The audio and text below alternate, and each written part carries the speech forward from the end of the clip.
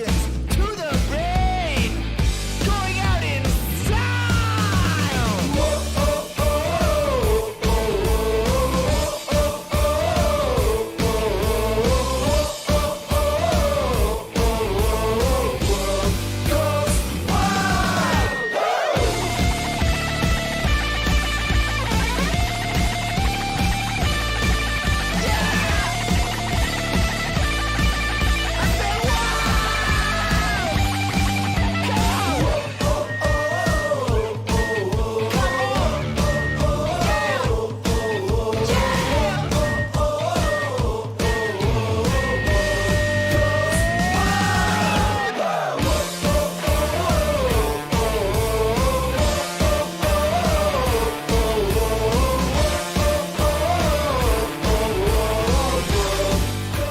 Hey everybody, tonight we're debating, does science lead to Krishna? And we're starting right now.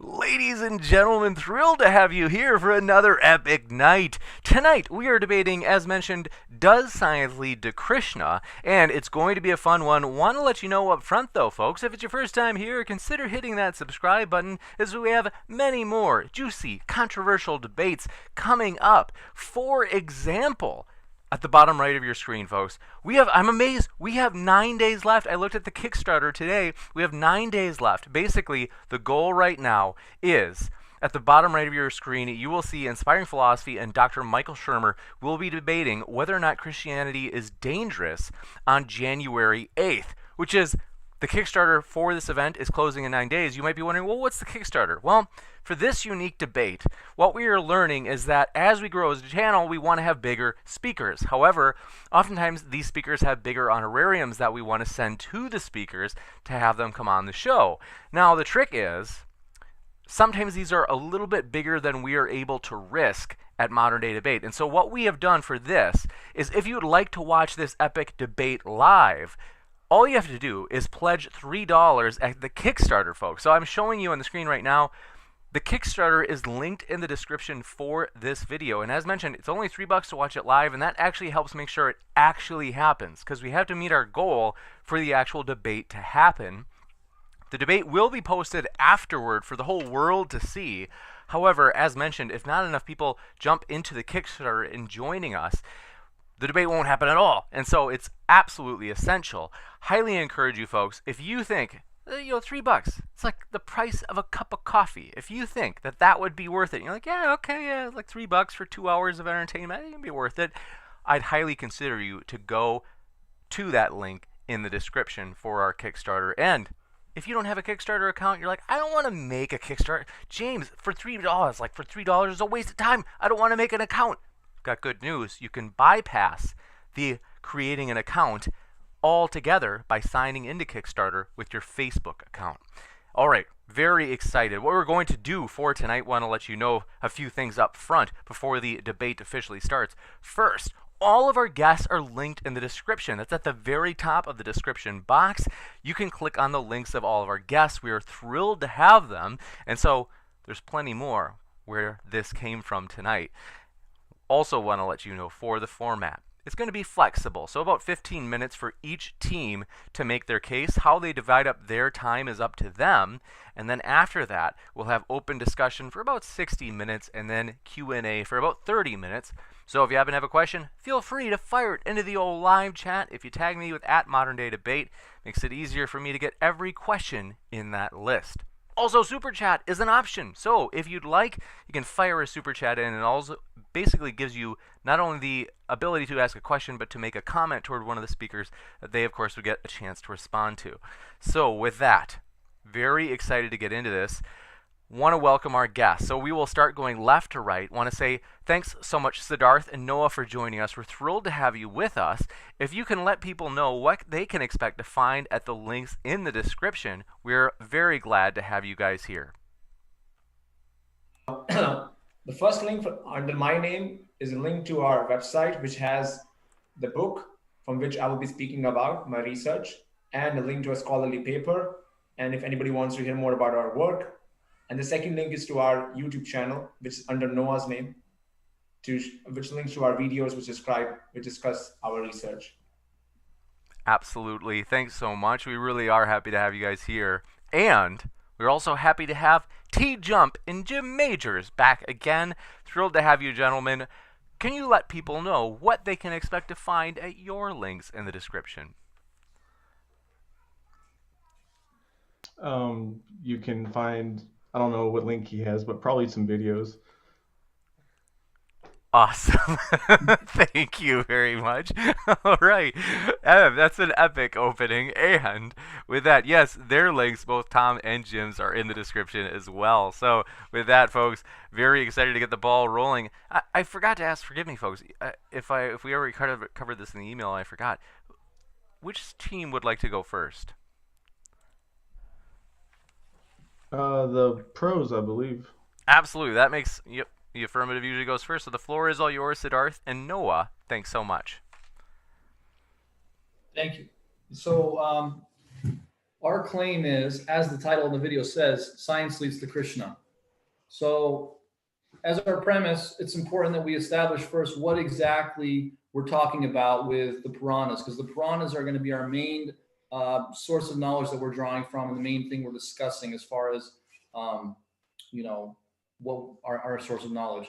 So in the Puranas, if you know, some people might know about the Puranas, some people might not, but the Puranas are a wide body of knowledge that deal with very many different topics, but mainly and specifically, they're specifically meant to deal with things that human beings can not perceive through their blunt senses. The purpose of the Puranas is to help us get insight into what is beyond our three-dimensional sensory world. So that is what the Puranas are. And so our claim is, as I said, science leads to Krishna, and our evidence to support that, which we'll get into in detail, and there's a little bit of a logical chain that we have to follow to explain things clearly. But basically, the Puranic dates have shown by our research to line up profoundly with modern scientific dates of some very significant events, and showing a really striking convergence between modern science, the truth of modern science, and the truth of the Puranas. So the main three data points that we'd like to discuss, and we'll get more into detail. Siddha will take over and he'll give more detail on these events. But the age of the universe is described by modern science, maybe some of you know, as 13.801 billion years. Now, the Puranas describe the age of the universe at 13.819 billion years. So that's a 0.1% difference. So that is a very interesting discovery there. Secondly, we have the age of the solar system, or the age of the sun, at 4.567 billion years for modern science. And according to the Puranas, we have 4.563 billion years. So again, a 0.1% difference, which anybody would have to admit, if they look at the numbers, it's quite astounding. And third, we have the date of Earth's greatest mass extinction, which according to modern science took place 251.9 million years ago. And the Puranas say that that event took place 251.2 million years ago. So that's a 0.3% difference. Again, insignificant, and definitely something that should catch somebody's attention who is looking into these dates. So, which according to modern, what we're getting at with all of this is that because of the accuracy of these dates,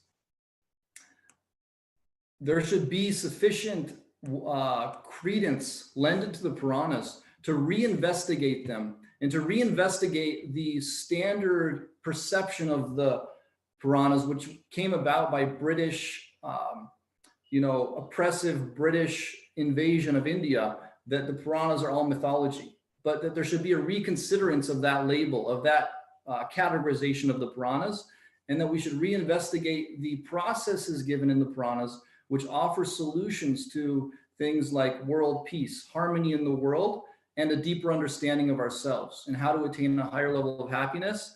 And most interestingly, of course, how to realize spiritual truths. Most importantly, how to realize if God actually exists and who that is and what that means. And so the credence should be earned by these findings. So that's our general case there. And Sid is going to break it down a little bit for us here, the exact how those dates come about. Thank you, Noah. So before I begin, I would like to share my screen, which seems to be disabled. Can you allow me to share my screen?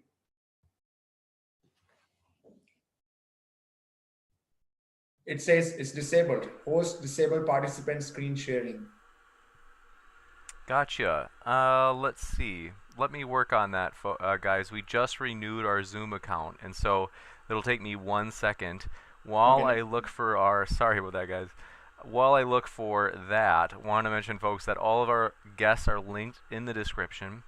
I've just got to quick remember how it is that I enable advanced sharing options. All participants. All right, should be good to go. Thanks for your patience. Okay, so before I begin, 1 second. Let's see when first one check if it works. Okay.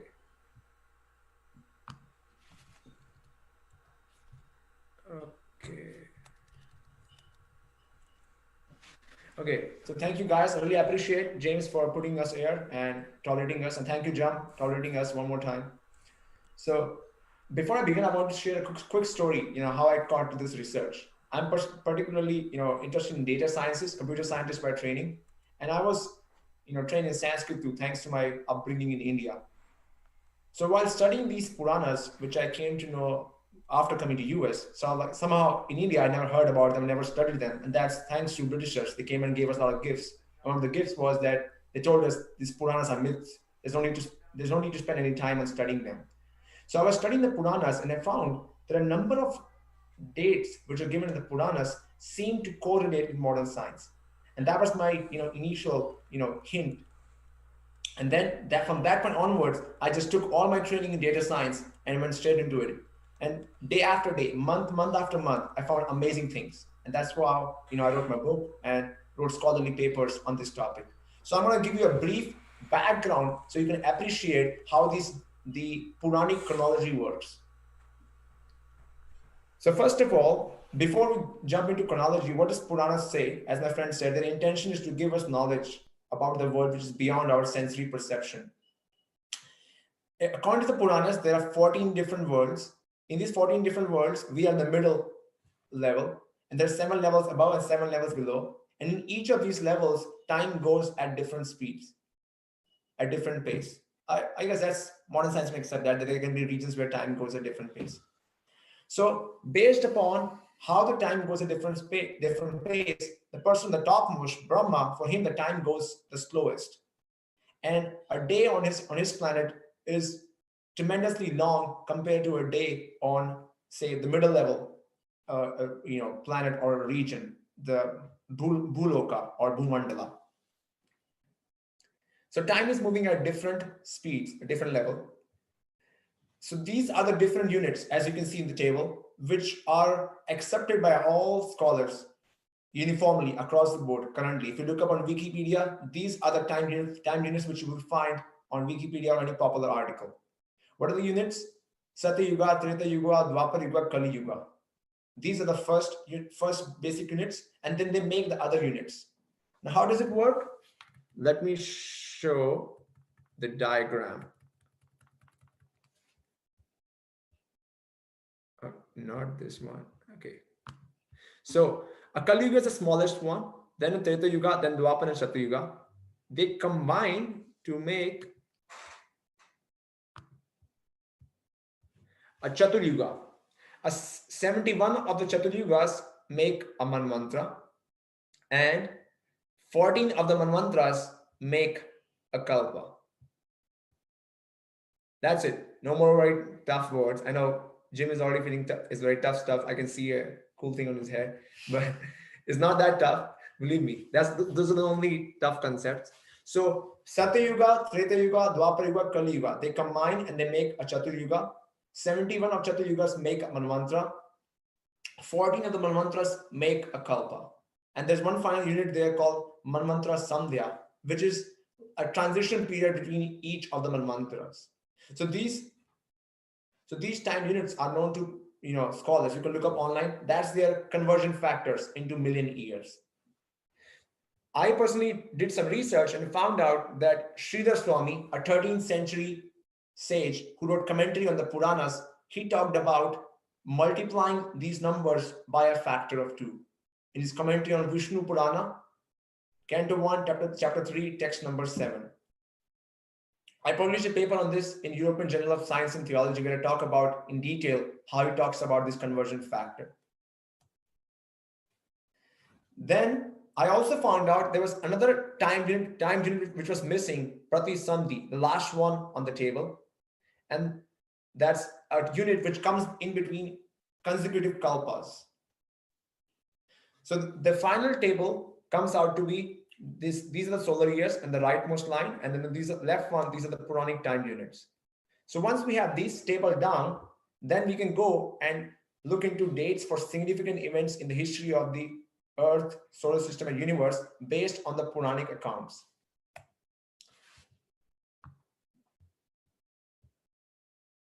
So the Puranas explain that currently we are in the 7th Manvantara, known as Vaivasvata Manvantara, and there was a pralaya or a mass extinction in the Chakshusha Manvantara. We are currently 28th in the 28th Chaturyuga.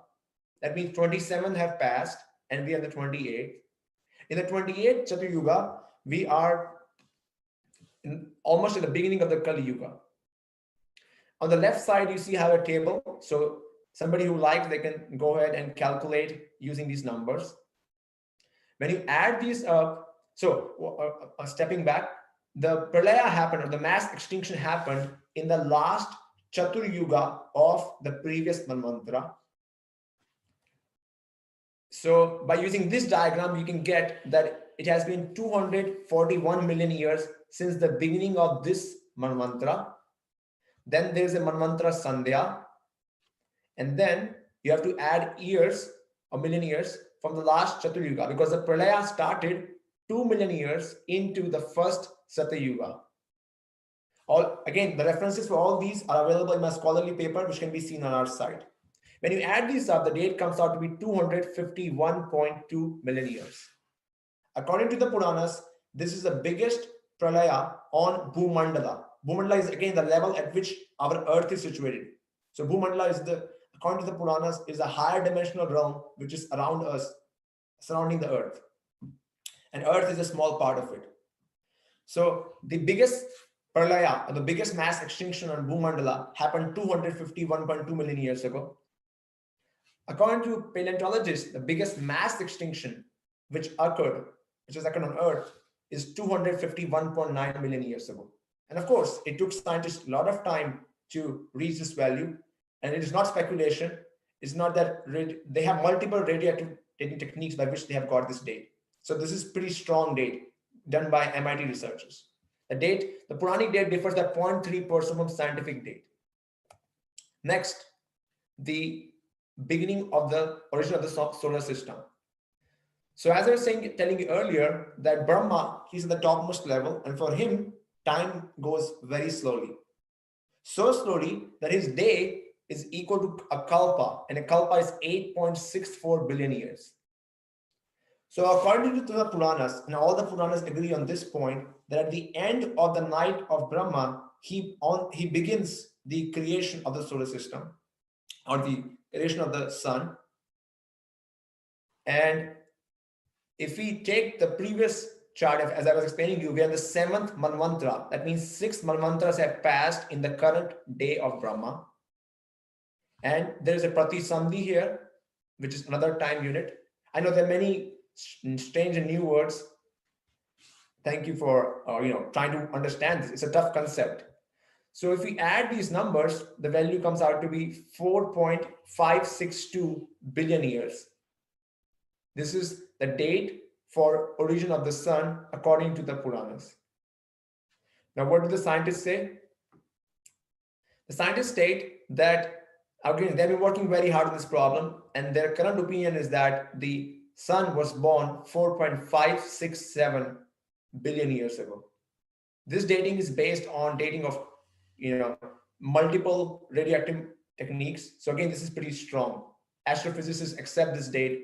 They have a consensus amongst them. And of course, there is more dates in the Puranas too. We're here discussing 3 main data points, because the Puranas also give an exact date for when the sun would break, when the sun will become a red giant, and later when it would turn into a planetary nebulae. It discusses that too, but in this debate, I'm not giving details on that dating or the calculation of that date. Finally, we're going to talk about date for origin of the universe. So the first one was mass extinction, for which the date from the Puranas is 251.2. For the origin of the sun, the date is 4.562 billion years. And now we're going to talk about the date for the Big Bang, or the origin of the universe. So as I was telling you earlier, Kalpa is a day of Brahma. We're currently halfway into it. According to the Puranas, there was an elemental disintegration and reconstruction at the end of the previous day of Brahma. So currently we are here in the middle of the first day of Brahma, in this second Parardha. Parardha means his second 50 years. He lived for 100 years. So this is the first day in his 50 years. And Lives for 100 years, not that he lived. oh, sorry, yeah, he lives for 100 years, but he has lived, currently he is in this 51st year, first day. So it's a long birthday for him. And in this day, he has already spent, or in this 50 years, he has already gone through one night, and we are halfway to the first day of Brahma. So 6 Manvantras have passed. Before that, there was a Kalpa, and there is also 2 Pratisandhis. When you add these numbers, it comes out to be 13.819 billion solar years. Again, this is cutting edge Puranic research, and you won't find much material, much discussion on this topic online, because this is something which people have ignored for the longest, thanks to British imperialism in India. However, if you look into the references which I provided in my paper and the book, you should be able to follow this step by step. Finally, what do the scientists say about this? So scientists have been working with this problem for the longest, and their current opinion is that the universe is 13.801 billion years old. The difference is 0.1%. So we have 3 different dating techniques, 3 very sophisticated problems, and for all these problems, Puranas have given a data much before scientists came. We talk about novel testable predictions. Puranas have these for the longest. The Puranic sages have been claiming for the longest that the Puranas are a reliable source of knowledge, and they have given 30 seconds. So they have given novel testable predictions, and finally in 2018, 2020, we are finally coming to, modern science is finally coming to accept what Puranas are saying about these dates. Somebody may say, maybe they guessed it. The probability of guessing these dates is equal to somebody winning 30 lotteries in a row. Is it possible? Yeah, it's possible. But is it Realistic. Is it realistic? I'm not sure. Thank you very much. We will kick it over to our atheist guests, who will be giving their opening statement before we go into the open discussion portion. So, TJump and Jim Majors, glad to have you back, and the floor is all yours. Awesome. I'll jump in and start. So what he mentioned at the end there was that if someone guessed all of these was correct, that would be equivalent to winning 30 lotteries in a row. Now, that would be correct if these guesses were just exactly the number of guesses. I think they made 3 predictions there. So if you guessed these 3 things and nothing else, then that would be correct. But if you make 1 billion guesses and you just happen to get these 3 right, well, that's actually really not that improbable. That's pretty probable, actually. So the way to assess if the Puranas are actually reliable source of knowledge to indicate Krishna would be to see if it has other failures. Like, how many other failures does it guess wrong? So I'm going to be really interested to find out what exactly the Puranas say about history prior to the extinctions he mentioned, and after what happened at the origin of the Earth, are there people in these stories, human beings that exist prior to 200,000 years ago? Because if so, then the Piranhas probably got every single one of those wrong up until this point, which means it made about 1 billion wrong guesses, and it happened to get some dates right. Well, that's nice, but that doesn't actually indicate Krishna. That indicates somebody made a bunch of guesses and got a few right and a whole bunch of them wrong. And so that would show he doesn't actually have evidence to indicate Krishna. Secondly, I'd like to ask him about that consensus he mentioned. He mentioned that there is this consensus of these dates that were accepted by all scholars. Except his dates seem to be a little different than the ones accepted by all scholars for some reason. Like those don't seem to be the same. It seems like his are off by a factor of 2, if I remember correctly. So it'll be strange to see that why his numbers disagree with the consensus of scholars of every other field, as far as I can tell, and somehow they're off by a factor of 2, and why his numbers fit while the others don't, when everyone else says their numbers fit and his don't. I don't get it. But we'll find that out during the question and answer. I'll go over to Jim.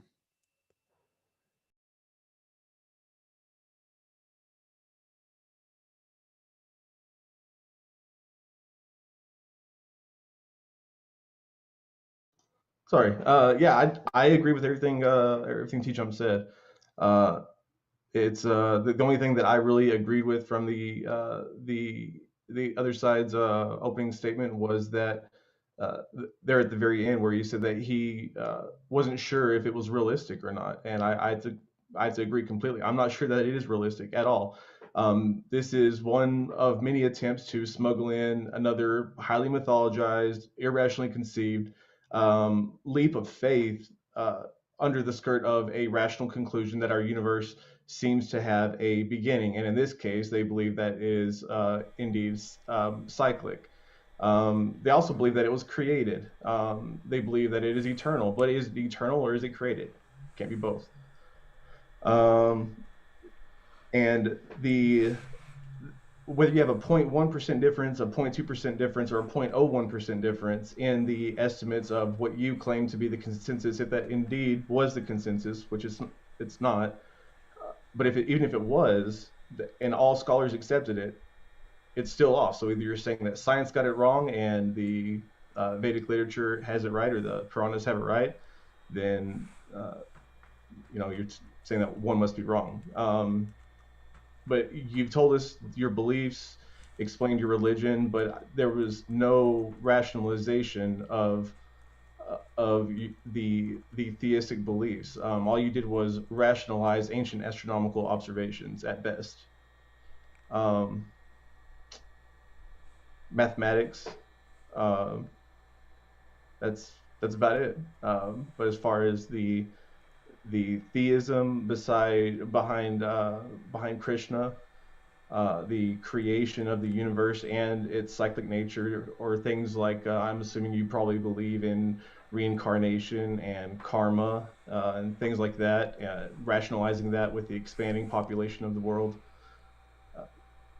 There's really not much left to say. I think we should just get to open discussion. Thank you very much. We will jump into open discussion with a couple of quick points. One, our guests are linked in the description, and right below those links is the link to our Kickstarter. Want to say, Kickstarter says the rules are I can't say the name of a person who pledges. So I'll just say their name starts with a J. Just saw you join the Kickstarter, so thank you so much, friend, for doing that. And with that, we will jump into open conversation for about an hour.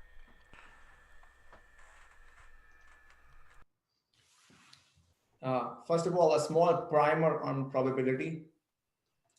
If the probability of something is 10 raised to the power minus 170, which means winning 30 lotteries, and if you make 1 billion guesses, the probability gets reduced by 10 raised to the power minus 9. The probability still stays 10 raised to the power minus 160. So even if somebody were to make 1 billion guesses and get the dates right for these 3 points, the claim still holds. Point number 2, Jim made a point that this is not very amazing. That about the billion guesses. You can keep on. Okay, that's one second. Jim made a very interesting point. He said, this is not really amazing that how come an ancient culture got this astrological findings right. Many ancient cultures have this astronomical findings. They got something right. Maybe they also got these people. Every culture has got something right. Maybe these Puranas also got something right. First of all, fossils or skeletons don't hang in the sky. Two, dating the universe is not an astrological problem. It's a cosmological problem. Completely different field. Just to give you education on that. Let me finish my point, then you can counter it. Sure. Dating- Just be straight. I dating- said astronomical, not astrological. Well, you said astronomical. Yeah, sorry. Astronomical and cosmological are completely different fields. You can see a star for 1,000,000 years, or observe any stars, any planets. You can never guess a date for the origin of the universe. Completely different scientific problem. How do you think we got those dates? Well, I want to say something about the billion guesses thing too. That doesn't really stand to reason. If you look at first of all, there's only one, you see copies of Puranas all over the world. They all give the same information. You look in major universities where manuscripts are given, and that was in 1880, in the 1900s, and those books all give the same verses. Now, the idea that there's a missed time unit that hasn't been noticed by other scholars, and that another factor of two, basically there's Sridhar Swami, who's widely accepted as an authority on the Puranas by all Hindu or Puranic scholars. And this statement that we found from him, where he mentions the factor of two, it's an obscure statement that not many people have found. So we found the statement by Hindu and Puranic scholars. Well, what about scholars of the field of cosmology? Well, they don't study the Puranas, do they? Why not? Are you saying none of them do? Because they. I have an answer for it, and that's a very interesting phenomenon which happened in 15th century. You know what I'm talking about? Renaissance.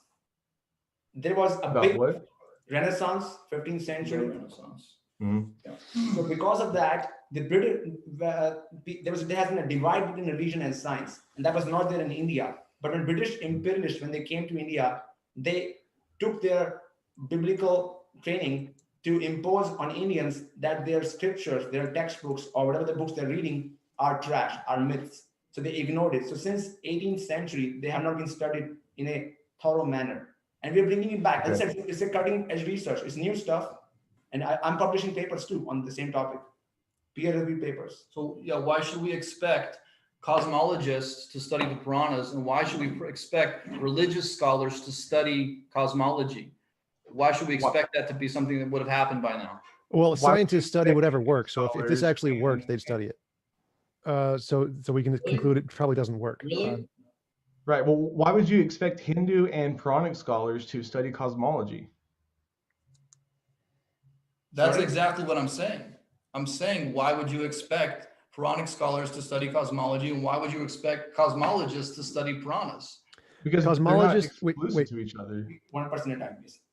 Confusing. Yeah, let me go for a sec. So cosmologists would study whatever works, because scientists don't care what they're doing. Just whatever works is what they study. So if they're not studying, it means it probably doesn't work or hasn't been shown to work. Sure. You said that your stats disagree with the majority of experts. So you say your numbers are off by something. You found this extra variable that no one else knew about because no one was studying the text, and so they couldn't find it or something like that. That doesn't matter. No one else found it. So none of the other experts found this. You somehow did. Claiming that they're all just ignorant of this magical document that you found is rather strange, especially since you're saying some other well-respected priest guy, I don't want to forget the term exactly. He found it first. How old is he? Where does he live? When did he find this? He is a 13th century Puranic scholar, Sridhar Swami. 13th century, you said? Yes. So this has been known for 700 years. Yes, and then one of the first English commentators on the Puranas, H.H. Wilson, he's an Oxford professor in Sanskrit. He wrote a commentary in English. He translated the first Puranas into English, Vishnu Purana. He came across Sridhar Swami's commentary, and he said, this must be a mistake for him, and he ignored it. Well, I don't care what he said. So I care about what the majority of scholars say. So if this has been known for 700 years and the majority of scholars haven't noticed it, I'm probably going to go with them. over No, you they on this. noticed it. They noticed it. They noticed it, but they said this can't be right.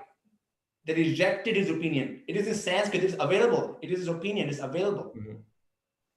Okay, so the majority of scholars rejected his opinion for 700 years, and you're saying Yeah. it's the correct opinion. No, not for 700 years. For 700 years, it was known. Since last 150 years, when modern science, coming from Western world, the English translations, in the English translation, it is ignored. In the Sanskrit translation, it is there for 700 years. It's available there. Okay, so the majority of scholars reject this. You accept this. I'm going to go with the majority of scholars. But so the only reason that your numbers fit is because of this new thing that none of the experts accept, that you found that no one else knew about. Okay, well, I'm happy to grant that. We can just grant that and say, all right, fine, I'll let you have that one. And then let's move on to, well, what happened before the extinction you talked about? Were there human beings in the Puranas? Did the Puranas mention human beings prior to 200,000 years ago? I mean, that's a wonderful question, but I hate to call you out here, Tom, but that's a little bit of a red herring. You haven't actually addressed the significance of the date in of itself. So we will get into that whenever you want later on. But first, let's talk about the potential significance of these dates. Well, I just did. So I said, you got them wrong.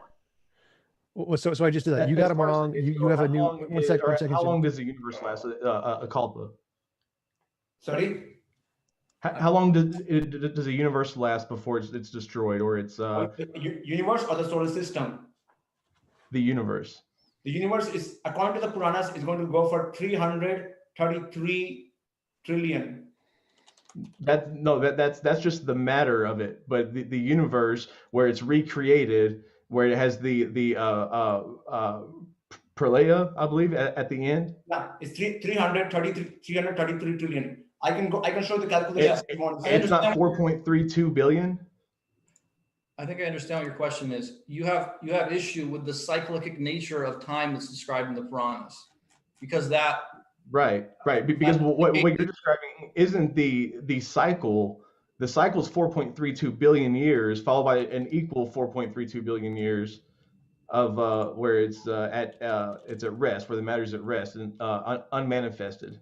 Okay, I'll show you the screen for that. You're talking about the cycle for the solar system, and I'll show you that in a second in our slides. Okay, so you're claiming that there are cycles of the solar system within the universe, within those 333 trillion years? Yes. Okay. That is not in corroboration with modern science at all. What do you mean? A sun dies, and modern science, there are people who hold to the universe expanding and retracting, the big bounce theory, things like that, but none of them talk about the systems inside of the galaxies, these solar systems, teeny tiny solar systems, having that same process. Nothing about our astronomical observations indicate that. Okay, I'll ask a couple of questions. Have you heard a lot? I mean, I'm sure people talk about this all the time, especially the atheist scientists who talk about how we are all made of stars. Yes. What is an atheist scientist? Well, I'm saying people like to say that we're just stars, we just matter, we're not soul. Something that's their famous claim. That's just a side comment. Anyways, and stars are matter. We are matter. I mean, yeah, we matter. Okay, so then a star, when it dies, it creates heavier metals. Sure. Yes. It also releases a lot of hydrogen clouds. After some time, they come back together, and it creates next sun and another solar system. Well, it creates bunches of suns.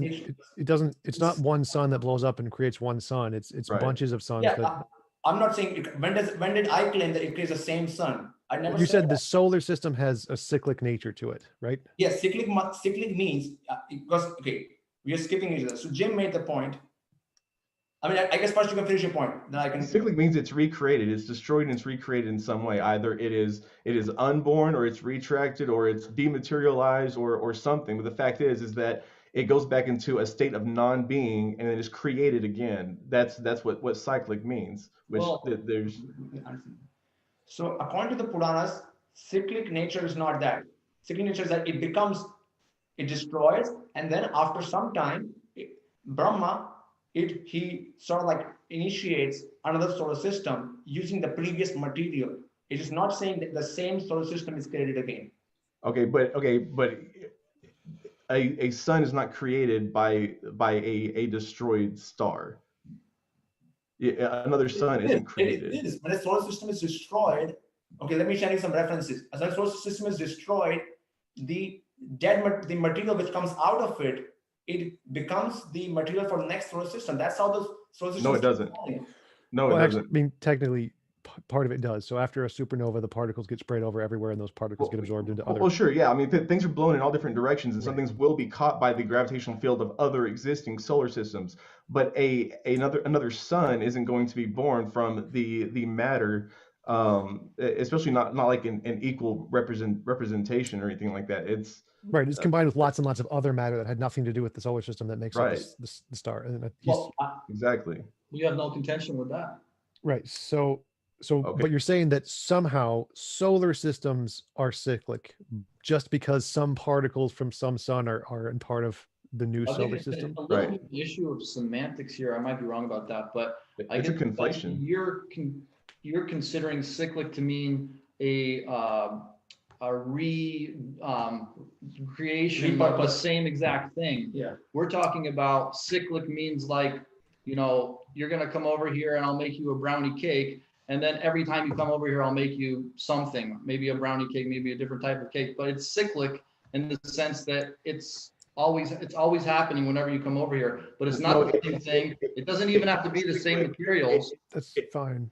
No, it can only be considered cyclic, and pardon the bluntness of it, but if you take my feces and make me a brownie cake out of that, and I don't want that, but it Don't worry, I'm not gonna make you one of those. Even if you beg me on your knees, I don't care how much you ask me, I won't make you one of those. But I nothing against you or anything. I'll make you a real brownie cake, but I can't promise that. I'm sorry. So yeah, so you're claiming it's cyclic, but the age of the sun, the age of the solar system changes all the time, and it's not, the sun isn't going to go into supernova for a very long time. So your dates for the cyclic solar system seem to be completely wrong. Just the sun expanding isn't a cyclic solar system, and the cyclic cycles that you're describing happen in all different kinds of times. There's no pattern to them. They're just completely random, essentially.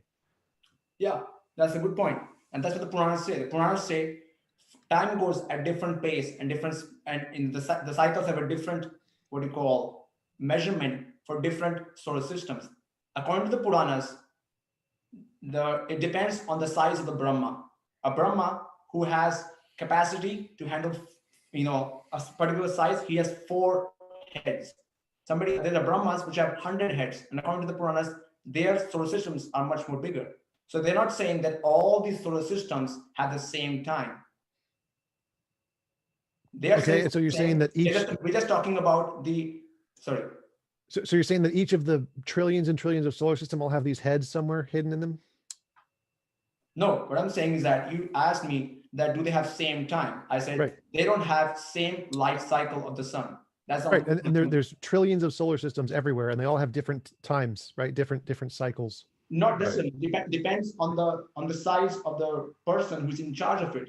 But Depends on the power of the person, the potency of But the. I don't think you understand that. In order for it to be a solar system, it has to have the solar part. You have to have a sun, a central star. I mean, you can't get that from the matter of a destroyed solar system, no matter how hard you try. I think you can ask TJump. He can help you understand. Sorry, I can't. He's being extremely vague, and he just means that some particles from some sun get formed into some other sun. That's a cycle. So it's extremely vague meaning of what cyclic means. But so you're So saying then that it's there's not one solar system, it's actually parts of many, but it doesn't create another one. It just is just matter that contributes to the creation of another one that has that's all not he's been saying. demonstrated to be done at the hands of some intentional thinking being.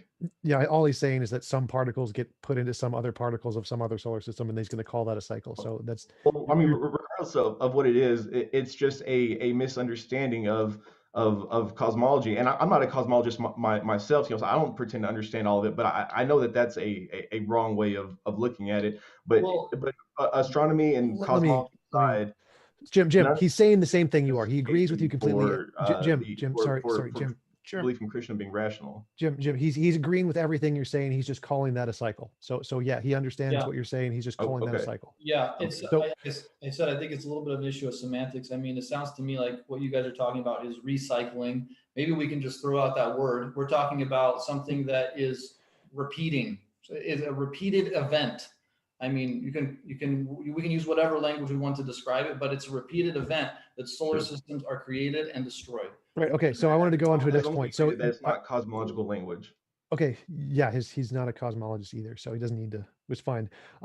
So you're saying that each of these solar systems is governed by some person, some mind of some kind, and that mind determines how old the universe is going to be, or the solar system. Well, what I'm saying, what I'm saying is that two things. The Puranas, which are ancient texts written in Sanskrit, at least 2,500 years old, have these data points which were written in Sanskrit long ago, and which have these dates for the sun and the universe. Now, if somebody is able to, set a number and give it to us, beforehand, that is that I'm going to reach at this place at this time beforehand, and he knows, so it seems that those personalities are like cosmic choreographers. So they are setting up the laws in such a manner, such system in such a manner that what they are saying is coming to true in 2018. They have given dates for age of the sun, beginning of the age of the beginning, origin of the universe, and they have come to be stunningly in agreement with modern science. This is called novel, testable predictions given in the Puranas. Okay. Okay, but you didn't answer my question. You didn't answer my question. So you said that there are minds controlling each of the solar systems, and that governs how old they're going to be. Is that correct? Well, I'm saying, as I said, they are setting up the physical laws and the systems in such a way that they set the lifetime of those solar systems by their So you're saying every single solar system is governed by a mind of some kind. through physical laws. Okay, do you have any evidence for any minds prior to humans? Well, let's again try not to do the red herring thing, and let's talk about the. It's not a red herring. This is my argument. So my argument is that you got some guesses right. That's nice. How many did you get wrong? But you have to, if you're saying that they're guesses, you have to demonstrate that logically. That's what I'm doing. Because if you look at the actual dates, they're pretty much the most significant dates you can think of in cosmological history: the origin of the universe, the origin of the solar system, and these mass extinctions. I don't know if you can think of anything that would be more significant, but the fact that the Puranas got those right might be worth considering significant. And then, because of that, to give a little bit more credence to the Puranas than what the British imperialists have given, of turning it just into pure mythology. Okay, I'm sorry. Yes, that's what I'm doing. So what I'm doing is I'm saying, okay, let's say you got those dates right. That's great. Let's see if he gets the other things right. Well, did it get right the age of humans? Does it say there are humans prior to 200,000 years ago? Yes or no? No. What? Because we They talk literally about went over this. They talk about divine beings on Bhumandala. So there are minds. There are subjects. There are kings. There are castles. There are all these things prior to 200,000 years ago. Well, One thing, not on Earth. Okay, so there are minds and humans and things outside of past 200,000 years ago, right? not on Earth, Not on Earth. but yes. So yes, there are, which has Not on zero Earth. evidence anywhere. Not on Earth. You won't find archaeological evidence for it. Okay, so it got things wrong. So it says there are minds prior to 200,000 years ago. It got it wrong. I think they froze.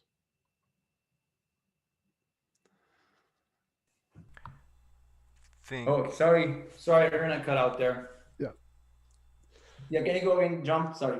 Yeah. So it says there are all these kingdoms and things, and there are these people, and there are subjects and servants, and all of these things are occurring prior to 200,000 years ago when there were no humans or anything. Well, because as I stated in the beginning, the premise here is that the Puranas as we can demonstrate through what the Puranas say themselves, are meant to give knowledge of what is beyond human perception. So, except for the cases that you want. well, no, even those cases are not directly, as we found by having to treat our Swami's factor of 2. We found that it's actually not it's not a direct statement that you look in the Puranas and it says, hey, the universe is 13.819 billion years old. No, the books are not textbooks. If you want a textbook on science, you should go to school. If you want to know something deeper about yourself and about reality and about God and about higher realms, then you should go to the Puranas. And just coincidentally or incidentally, the Puranas also happen to have specific dates that coordinate with the most significant dates in cosmological history. So you're contradicting yourself. You just said. What is it? Well, I mean, you're saying that science is wrong because you admit yourself that there's a discrepancy on these dates.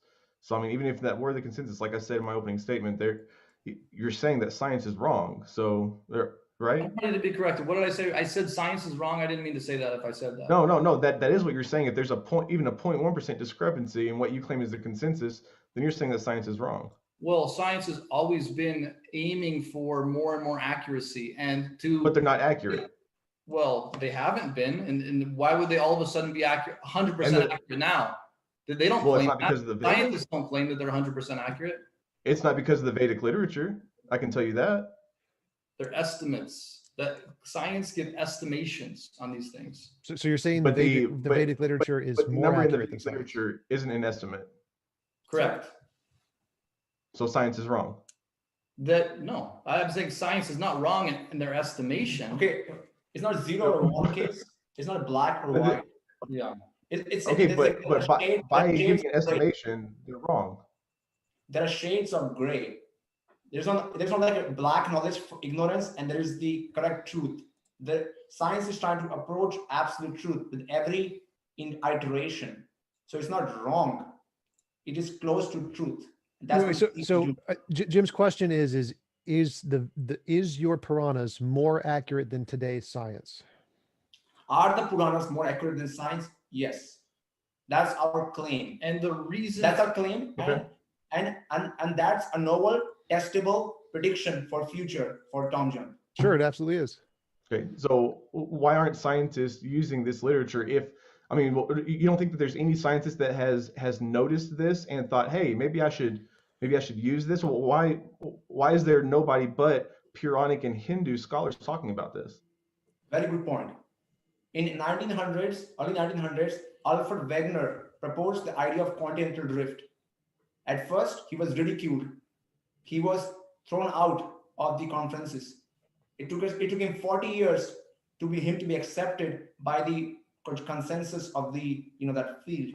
So I have wrote in the paper was scholarly accepted just recently. I'm going to write more papers, and with your blessings, with your support, we'll push it more harder. And we're thankful to James for giving us a floor so more people can know about it.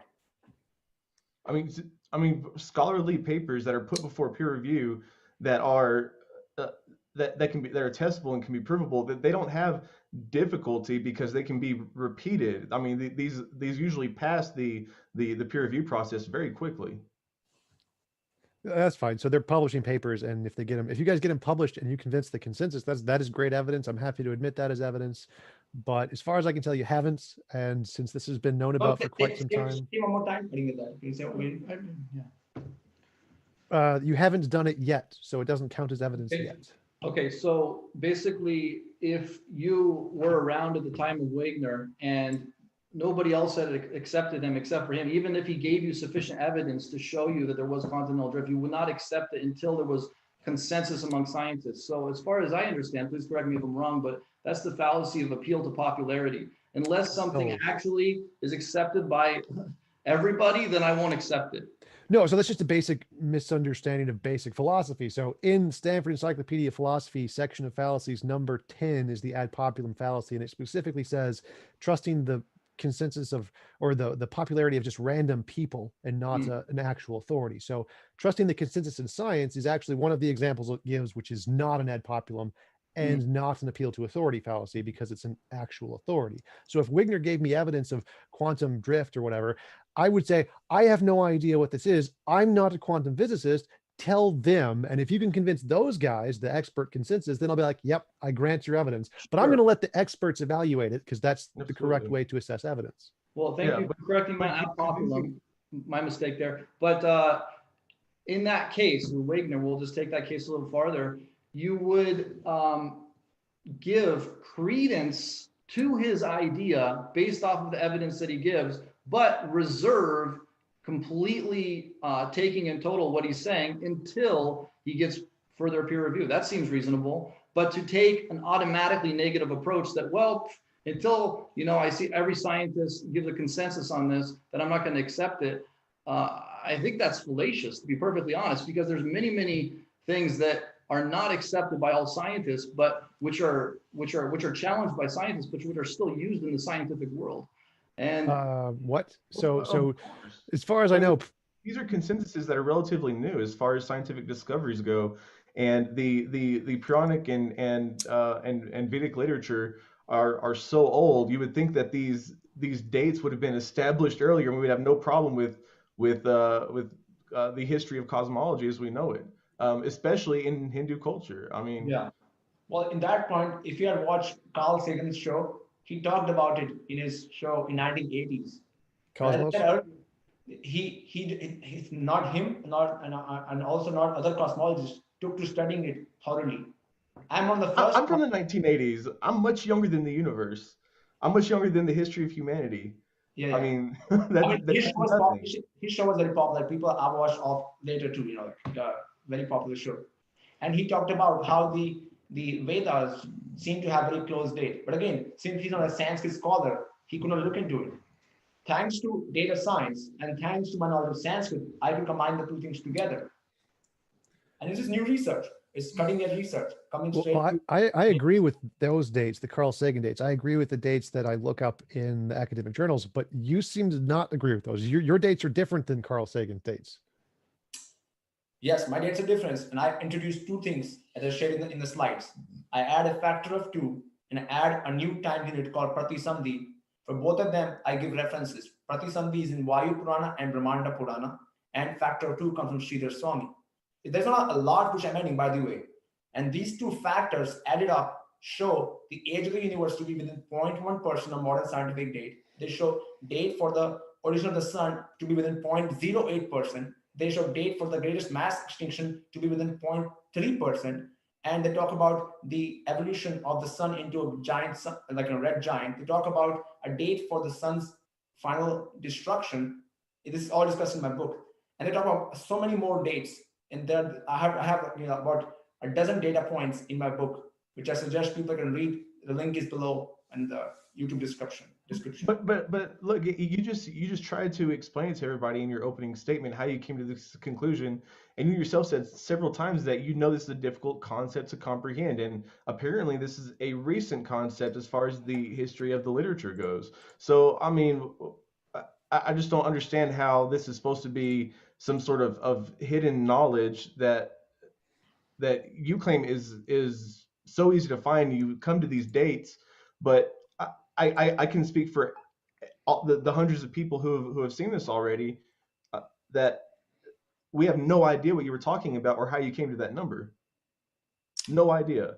I can go over again, and that's my job as a scholar. That's my job to educate people in new concepts. And if you're interested in knowledge, that's what you come here to this channel. Modern Day Debate is all about knowledge, and I'm here to provide it's knowledge. supposed to be revealed knowledge. Why is it so difficult? Why do we have to go over it a second time, and probably a third? Because I have a strong feeling I won't understand it the second time either. Yeah, I mean that's again going back to the premise is that's because that's not the Puranas are not textbooks of cosmology. The Puranas are meant to give us an understanding of that which we cannot perceive with our senses, which is our self, our soul, our relationship with God, higher realities. That's what the purpose of the Puranas is. So of course it's going to be, it's not going to be, a thing that's just very straightforward explained in there. It comes as a incidental consequence of taking a look at the timelines Gotcha. in the lifetimes, and okay, the universe was created, that story is there, and then if you connect that to the other lifetimes and then you look at it, then you can see how the calculation comes out. And just to say one thing about you actually looking at the calculations themselves and it being such hard work, really it's not rocket science. I mean, I'm not the brightest crayon in the box, and it's not that hard for me to figure it out. So I think honestly, if anybody spends, especially somebody like you guys who are obviously working on intellectual platform, can within probably 20 minutes or less, figure out these calculations and show and see how what we're doing is completely consistent with Puranic chronology, and that we're not adding anything in that isn't there already. Well, Okay, so so the stuff that it's meant to express, like the theological aspect of it, is any of that testable? I mean, any of that at all? Yeah. So, how that's testable is it's not through the scientific method. So if you want to put God under a microscope, or you want to, achieve some spiritual understanding through modern scientific instruments or, test tubes, it's not going to happen. It happens through development of the spiritual senses. It happens through purification of the mind. And processes are given in the Puranas by which one can achieve that purification of mind and that evolvement of, if that's a word, of the senses, and to achieve a higher understanding of these higher topics. So yes, it is testable. It is provable to oneself, but not in the sense of how modern science does things. The idea is that there is things that can be experienced that can be true, that cannot necessarily be shown, or they cannot be understood simply through empirical analysis. I'll just give you a really basic example, like pizza, for example. Let's say I make you a pizza from normal ingredients, if that's okay. And I give you the pizza, and you can try to experience the pizza. You can smell the pizza, you can touch the pizza, you can try to listen to the pizza, but really the pizza, to actually understand what I've created for you on the level that I want you to understand it, what it was made for is for you to taste it. So when you eat that pizza, then you understand by experience what the pizza is all about, at least what its intention was for. And in the same way, God, the soul, is something that is learned through experience. Again, not something that you put under a microscope or in a test tube. And have you yourself achieved this higher state? Yeah, I would say that anybody who's followed the practices given in the Puranas, to some extent or another, see, it's just like any discipline. There's different degrees of realization that are given to different degrees of intensity of practitioners. I can't say I'm a perfect practitioner. What has that done for you, like personally? What has it done for me personally? Yeah, like achieving that higher state. Well, what have you been able to accomplish with that higher state? That's a really great question.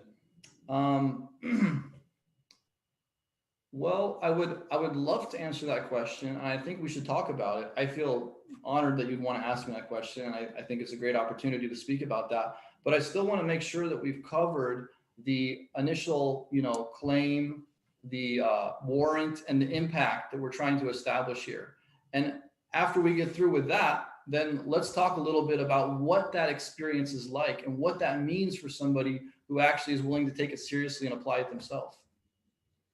So I just want to jump in. I don't think anybody can really truly understand, like if it is, as you say it is, until they actually experience it for themselves. But just to get a little bit of understanding, like kind of want to see what the end result of achieving that higher state would be. Well, let me just repeat again, if you don't mind, the case here. The case is Sure. is that science leads to Krishna. Science leads to Krishna is supported by the evidence that we've shown in the Puranas of them lining up with scientific dating. That efficient and wonderful, compelled to, if they desire to understand things like God, or they wish to invoke peace and harmony in the world, they should be willing to apply themselves to the processes given in the Puranas so that they can, test and see if those things actually give the results which are claimed in the Puranas themselves. So that's the case. I'm not making any other case than that. And, take it or leave it. So yeah, I wanted to jump in real quick. So I think that yes, the dates in the Puranas are the most accurate of any religious text I've ever seen. So I grant that for certain. I don't think that your numbers are accurate. I think those are very strange that you've manipulated the data and then you've ambiguated the texts in the Puranas to make them fit events in history, which they may or may not. They're ambiguity fallacies. You could make them fit tons and tons of different dates and different events. And so you've picked the most significant ones and assigned those to the dates, which is pretty easy. That's most religions do that. So I don't see from the text that I have read in the Puranas, they don't seem to explicitly state the sun of the earth has this exact date. It seems to be a generalization about lots of different things that could apply to anything, the sun, the solar system, the galaxy, the universe, anything that could hit the earth could do these. There's lots of things they could apply to your specific dates, which I don't see agreeing with the general understanding of the Puranas dates, which is again, yours is different from a factor of two. So I think those dates are really nice. I think your dates are strange.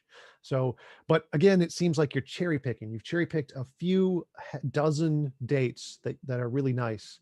And even if they're every single date and none of the dates are wrong, they still got everything else wrong. So saying that you mentioned this a few times, that the Puranas are not meant to be taken as literal descriptions of history, except for these 12 examples that you have cherry picked because these are the ones that you think count for a god. Now, if all of the Puranas were a historical account, that would be great evidence. You had hundreds and hundreds of examples of historical facts that all lined up with history. That would be great evidence. Cherry picking a dozen or so while everything else fails and saying, well, everything else is just really, it's not really supposed to be taken literally, seems to be cherry picking, just like what religious people do in Christianity or Islam, where they say these dates are really nice, these fit really well, but these things are supposed to be taken like not so literally. They're not real. Global flood, nah, that was more figurative. It's like a logo flood kind of a thing. So as far as I can tell, I don't see how this is great evidence. Like, now I'll grant great dates in Hinduism better than any other religion. So you're one up on Christianity and Islam. I'll grant you that, but you're still like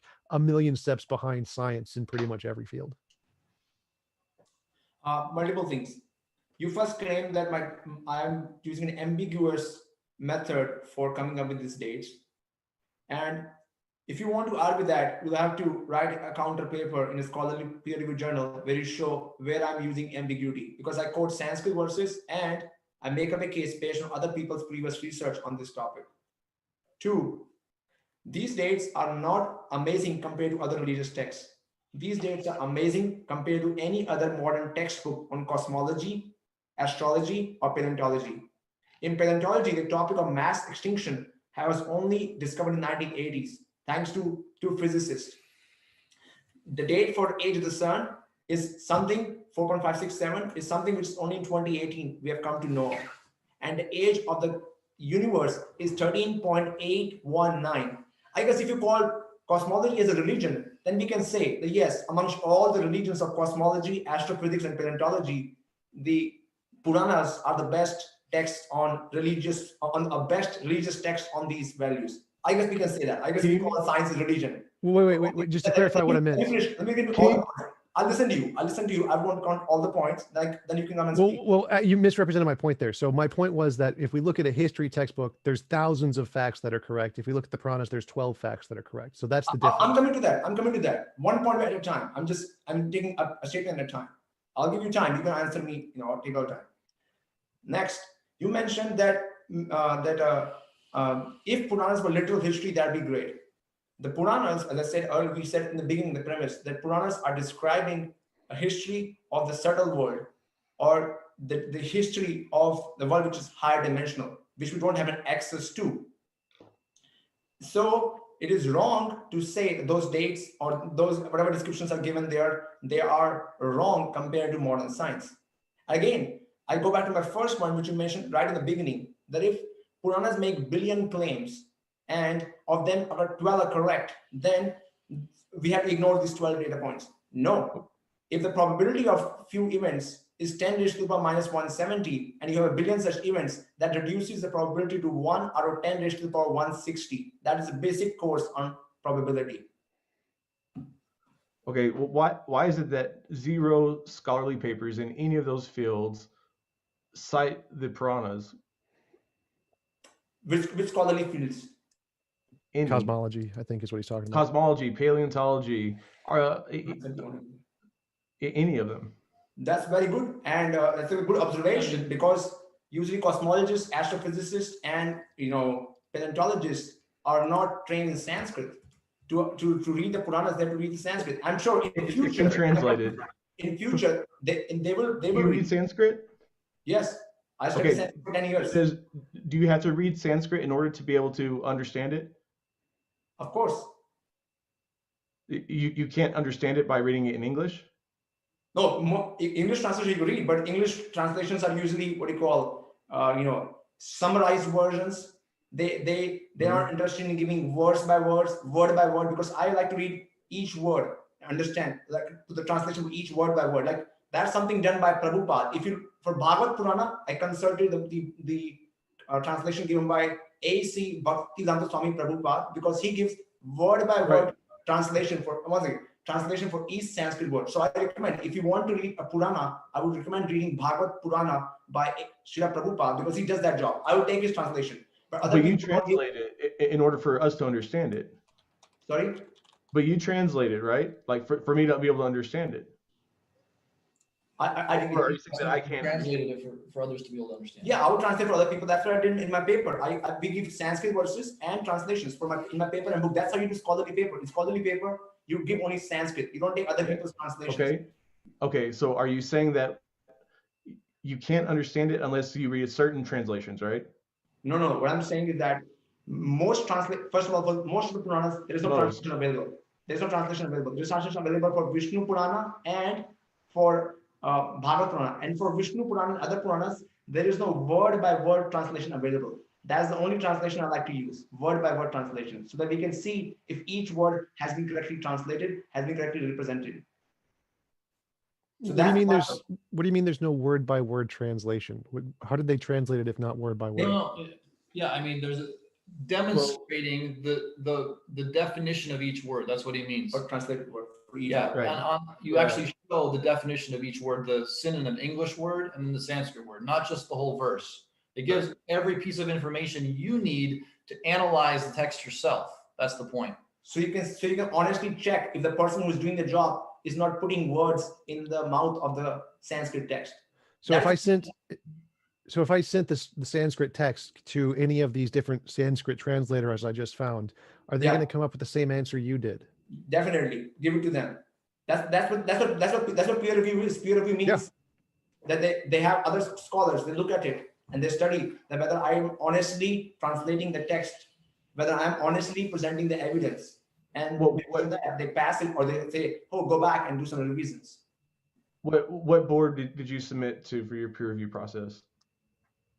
I submitted the paper has the Sanskrit verses, the translations, the analysis, and the dates from the modern science. And but who reviewed it? Where did you submit your paper? European Journal of Science and Theology. Well, what? I'm sorry. One more time. European Journal of Science and Theology. In my link below the YouTube, I have a link to the paper. Also, you can read the paper itself if you want to read. Is that an academic journal?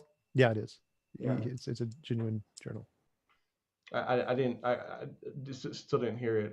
What was it? European Journal of Science and Theology.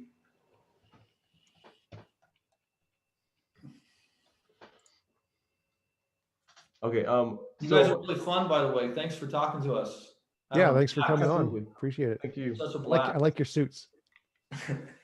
I'm learning from James. He mentioned in one of the last debates that it looks nice to have a blazer on. I said, well, I don't hear James on this one. Listening to James, your your first style. mistake. Hey, you already Yeah, complimented maybe we them, should just Tom. wear You hoodies can't like take you. it back. James is muted and he doesn't realize it. I mean, you look pretty cool, man. I think Tom we should just doesn't follow know your that you style. guys can Thank you. hear Thank me. you. Yes, I normally come on with no pants. The pantless is the best. Okay. I'll write that down in my notes right here. For sure. I It gives taught you an Tom edge that. in the debate. But yes, So yeah, I think I've gone through all of the points that I thought were interesting. I think I represented my conclusion pretty well at the end. So I'm good to go to the Q&A if you guys are. If you guys want to have any more, bring up a conclusion or whatever, that'd be fine. I just had one question back to the universe. Do you believe that the universe was created, or do you believe that it's eternal? The universe is not eternal, but the cyclic nature, or I guess we don't like that word. The repetition of the event of the creation of the universe is an eternally repeated event. So if you ask me a question, was there a universe before our universe? Yes, there was a universe before our universe, according to the Puranas. Right, and eternally before that and after that. Yeah. Correct. So it wasn't created. The universe No. was created. No, it was created as like, suppose you put ingredients of pizza in the oven. Now, was it made by the oven? No, there is somebody's putting the ingredients, somebody's arranging that. He's wondering No, that's what the universe exists in. Right. Well, I right. think- but you're I think saying he's that at asking some which point was that the first. ingredients- I think he was asking which is first, ingredients Brahma were or the created universe. at some point. I didn't get that. Let Jim clarify. Okay, go ahead, Jim. I was saying that these ingredients were created at some point. You can make as many pizzas as you want with the ingredients, but at some point, you're saying that somebody made the ingredients. Yet at the same time, you're saying that it's eternal. I mean that. Can I give it a shot? Well, Yeah. for any event, there can be two causes. There can be material cause and there can be an efficient cause. Like suppose you have a clay pot.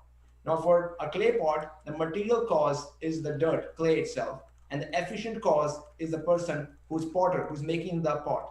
Now, if you're asking for the universe, is there, is there an efficient cause? Yes, and that is, Prakriti or Brahma's, at least not Brahma, but it's Prakriti, which is another agent, another cosmic choreographer. And is there a material cause? There must be some material cause. That's what the scientists study. So I think, let me give it a shot. So I think he's asking, did Brahma create the universe system out of nothing, or was there like the universe system and Brahma, or did the universe system exist before Brahma? Which was first? Was it the God who created the universes, or was there the universes that created the God? Well, as you mentioned earlier, that actually we don't discuss this topic at all. According to the Puranic paradigm, God is in a place, in a situation where there is timelessness. So the universe has always been there, but it's eternal. And God somehow or other gets his agent to get these events to happen at a repeated time. And how do we find out? By, we don't trust the Puranas. The Puranas give date for the age of the universe, date for the origin of the sun, and date for the significant events. And when you see those dates which are given in the Puranas, when they line up exactly with the agents which are assigned by Krishna to organize the events, and when those dates exactly match, then any person, layman, can maybe have some faith in the Puranas. They are talking about something which is real. So the first time that the universe was created, was there were universes that had already happened? Well, I mean, maybe we could get back on the course about the point that we're actually trying to make here. And we can talk about these things too, as they're great questions. But again, it's a little bit of a red herring, because the point we're trying to make here is that this is just a question that I was just adding in on the It's end. the last question that we can cover, and we got to go into the Q&A. Yeah, that could be a topic on another debate. Well, so yeah, how do you feel about the impact, the case that we're making? Again, I'll repeat the case. The case is that because of the precision of the dates that's been found and the profound convergence of science and the Puranas on these dates, that it is reasonable. In fact, it should be done if by anybody who wants to know if there actually is a God, or if they are actually a non-material self, that they should check out the rigorous, or not rigorous, but the systematic process that's given in the Puranas for one to realize that truth themselves. Do you consider that the consistency? I do want to give, forgive me, Jim, for jumping in, but I do at some point, we do have to give somebody the last word. If we ask them a question, at some point we've got to give the last word in either direction. But given that you asked them a question, I want to interject and start jumping into the Q&A, because we do have a lot. So with that, want to say thanks so much, everybody, for your questions. We're jumping right into it. And thanks, guys, for your speeches and discussion. It's been fascinating to listen to. A lot of positive feedback in the chat. First question coming in from, you guessed it, Barry has a poop sticker. Thank you very much, Barry. Next, Barry says, according to my ancient book, we are in the sixth schleem on the eighth schmorp of the seventh fleamizzle. This is scientific proof that my book is true. Gotcha. I don't know if you guys actually care to respond to that. But, Oh. okay, next up, Andy M. Thank you. Andy M says, but you had to do a bunch of crazy math to make your numbers match with those that agree with science, including time flowing at different rates. How do you reconcile that? Well, one, this is an accepted fact that if you were to go in different regions where the gravitational forces are, sort of like different from what we have on Earth, then the time may go at different paces. This is an understandable fact from modern science since 1900, since Einstein. In our phones currently, we have to have an adjustment for time moving at different paces because we get information from satellites, and satellites are way above Earth. So the gravitational pull is way different. So, and also we also know from Einstein's special theory of relativity and general theory of relativity that when something is going at a speed closer to light, time again changes. So this is something which is a amazing discovery done by Einstein. The space and time are malleable. Prior to him, they were thought to have been static quantities. But Einstein proposed this, and modern science accepts this. That time and space are malleable. So this is not something. This is not a concept which is against the Puranic concept of time moving at different paces. Is not a heretic concept. Gotcha, thanks so much. Next question in from Andy M. Oh, got that one. Barry has another question. Says, if I find an ancient book that correctly predicts the age of the universe down to the second and also claims that TJump is God, would you worship him? If you can find a book which has Sanskrit, I'll take it. Why does it need to be Sanskrit? Can't it be in any old language? No. Oh, sure. Pick any of the old, crazy languages. Sure, why not? Next, thank you very much. I mean, that question, it's a little bit of a fallacious question, obviously. It's like a black and white kind of fallacy there. But anyway, if you found such a book, would you worship TJump if it said to worship TJump? No, and that's not what we're recommending necessarily with the Puranas either. We're just recommending that the knowledge in there should be reconsidered to such an extent that it would be worth trying the procedures given there for your desired goal. What goal would I get by worshiping TJump? Would that really be something that I would want to, what would be my attainment in that? So I think that's like super off track there. But anyway, nice try. Gotcha. Next, jumping into, we've got a couple more questions. Michael Dresden with another troll chat skipping. Luis Romero, thanks for your question. Said, Sidharth, the European Journal of Science and Theology is oriented to the discussion of religious ideas instead of proper scientific research. Is your paper also available in a purely scientific research review or scientific peer review research journal? Well, since my contribution is in the field of science and religion, a pure scientific journal won't be the right venue for such a publication. So I wish that the scientific journals had editors and researchers on board which can review Sanskrit texts. Hi, you got it. Hi, Gwen. I promise I will come upstairs and play with you guys soon. Next, Barry, thanks for your question. Says the universe, it's not delivery, it's DiGiorno. Thank you, Barry. And switching into the standard question, Steven Sorensen asks, can you ask them how a correlation between Puranas and modern science means Krishna is real? I don't think we claimed that, did we? No, we didn't. I can explain it. Okay. Puranas and modern science. Okay, Gwen.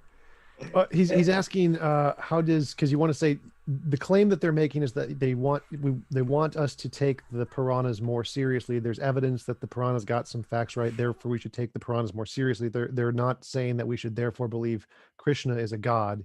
That's not the conclusion they're making. The conclusion they're making is that we should take the Puranas more seriously. That's the claim, right? Yeah, that's right. I mean, in this debate, that's our particular claim that we're working with right now. But we also can go in that direction if you want to. We can talk about, the logical path that it would require to, validate the existence of Krishna if we want to do that. Thanks so much. Thanks so much for your question. This one coming in from Just a Walking Fish says, for the Pro Krishna crew, I unfortunately don't know much about your worldview as a scientific field. How does evolution fit within it?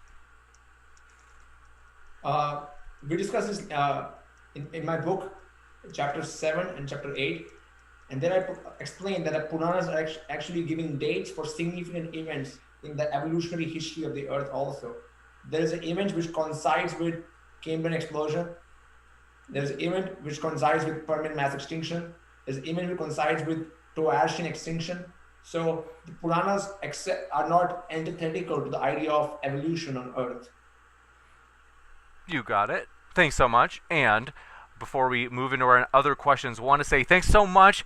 I can't say your, because Kickstarter asked me not to say your real names, but your name starts with an F, as in Frank. Thanks so much for joining our Kickstarter pledge. We are stoked, you guys. I want to show you really quick. This is just a Was his quick name Frank? intermission. It's it starts with an F, but it's not actually Frank. And it's F as in, oh no, let me get to the right. Well, we'll pull it up in a second. We are thrilled, though, that we're at about 70%, folks. So really do appreciate all of your help. And with that, jumping into the next question, Pepper Talks says, for the yes side, if they can't be perceived, then how can you confirm they're real? That's because that's how we do in modern science, that there's a theory, and the theory that the model of any higher dimensional physics or like string theory, M theory, there are pieces of that which are testable and falsifiable. So there are these dates which are given in the Puranas which seem to stunningly match with the modern science. That's how you can test it. You can test the parts of it which are falsifiable, and other parts are unfalsifiable. However, I also make a claim that if you were to study the Puranas and follow the process, then the Puranas themselves, the Puranic sages themselves claim that you can actually test the further claims also. The Puranas don't ask you to have a blind belief in Krishna. They ask you to try the process, and by trying the process, they want you to yourself, have an experience of Krishna. So it's not a blind believing in Krishna, but it's having like a scientific mind, the idea of doing an experiment. So the Puranas invite you to do the experiment on your consciousness through sound, which means through chanting of the mantras and particularly reading of the Puranas. Gotcha. Thanks so much. And I think Jim's going to, yep, Jim just came back. So Jim is back, just in case anybody's confused. I'll work on rearranging the camera.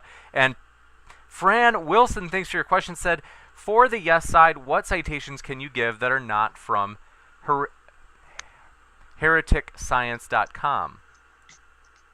Citations for the paper. In my paper, I talk about, for the Puranic units, I cite scholars, beginning from H.H. Wilson, who was one of the first British or Western scholar of the Puranas, right up to 1980s and 2000. We have about maybe 10 scholars who have studied the Puranas, and they have same numbers for this Puranic time units. This introduction of factor of 2 and Pratisandhi, that's my noble contribution. Otherwise, practically everything else has been supported by tons of scientists. Rocher, H.H. Wilson, there's many more. It's in the paper, you can read. In the scholarly paper, they're there. You got it, and thank you, Randolph Richardson. Thanks so much for your huge support and flexibility. He says, does ham and pineapple pizza disrupt the order of the universe? Are you guys into pineapple on pizza? No. Absolutely. No. Really? Is that Noah or is that Jim? No, Jim says yes. Tom says no. Noah and Sidharth, what about you guys? Why not, Why not? Yeah. Wow. Open-minded fellows. I appreciate that. But that is all we have for our questions. We're going to be back with a post-credit scene in just a moment, you guys. We are very excited about that. As you're seeing on the screen, that is, as I had mentioned, for this Kickstarter, we're determined. We're crazy, folks. I don't care if me, Steven Steen, and TJump have to go out and do a car wash in January. We're going to hit our goal. Believe me. You'll see there, that's a picture from our last car wash over the weekend. Very intense. You'll see there. I mean, Steven, he always insists on wearing the Speedo every time. Nasty guy. And then you'll see Tom in his pirate costume. But anyway, we are excited there. Tom, I don't know if you saw that picture yet, but we are excited and want to say thanks so much, folks. We will be back in just a moment with that post-credit scene, but want to say our guests are linked in the description. So Sidharth, Noah, TJump, and Jim Majors are all linked in the description. So if you'd like to hear more, you can hear more at those links. And just want to give a huge thank you to our guests. Thank you guys so much for coming on today. Thank you. Thank you. Been a Thanks. pleasure. Thank you, James. And thank you, Jump. And thank you, Jim. Thank you, guys. Absolutely. Appreciate it. A true pleasure. And so James with that, jumping Jim. that's right. Absolutely, man. We will be right back in a moment, folks. But as mentioned, thanks so much for your support, you guys. I'm excited. We've got big updates that'll be back within a moment. And with that, be right back.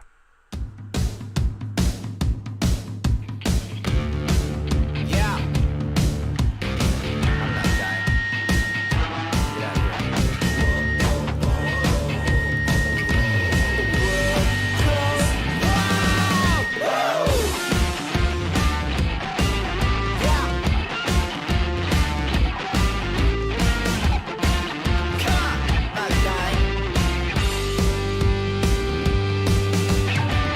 We're dancing in the street. There's nothing left to eat. We're on a winning streak, going out in style.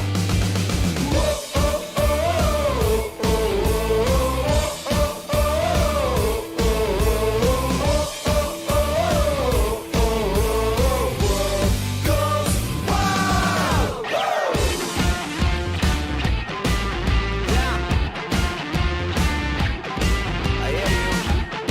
I'm not dead yet. Get out of here. Yeah.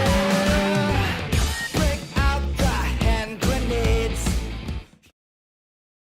Stoked, you guys. Thanks so much. I am pumped, you guys. This always just puts me in a great, great mood. I have a few announcements I want to say. First, I'm like overwhelmed with, I just thank you guys so much for being so positive, being supportive. I am pumped for several reasons. One, I'm just overwhelmed with how positive and supportive people have been.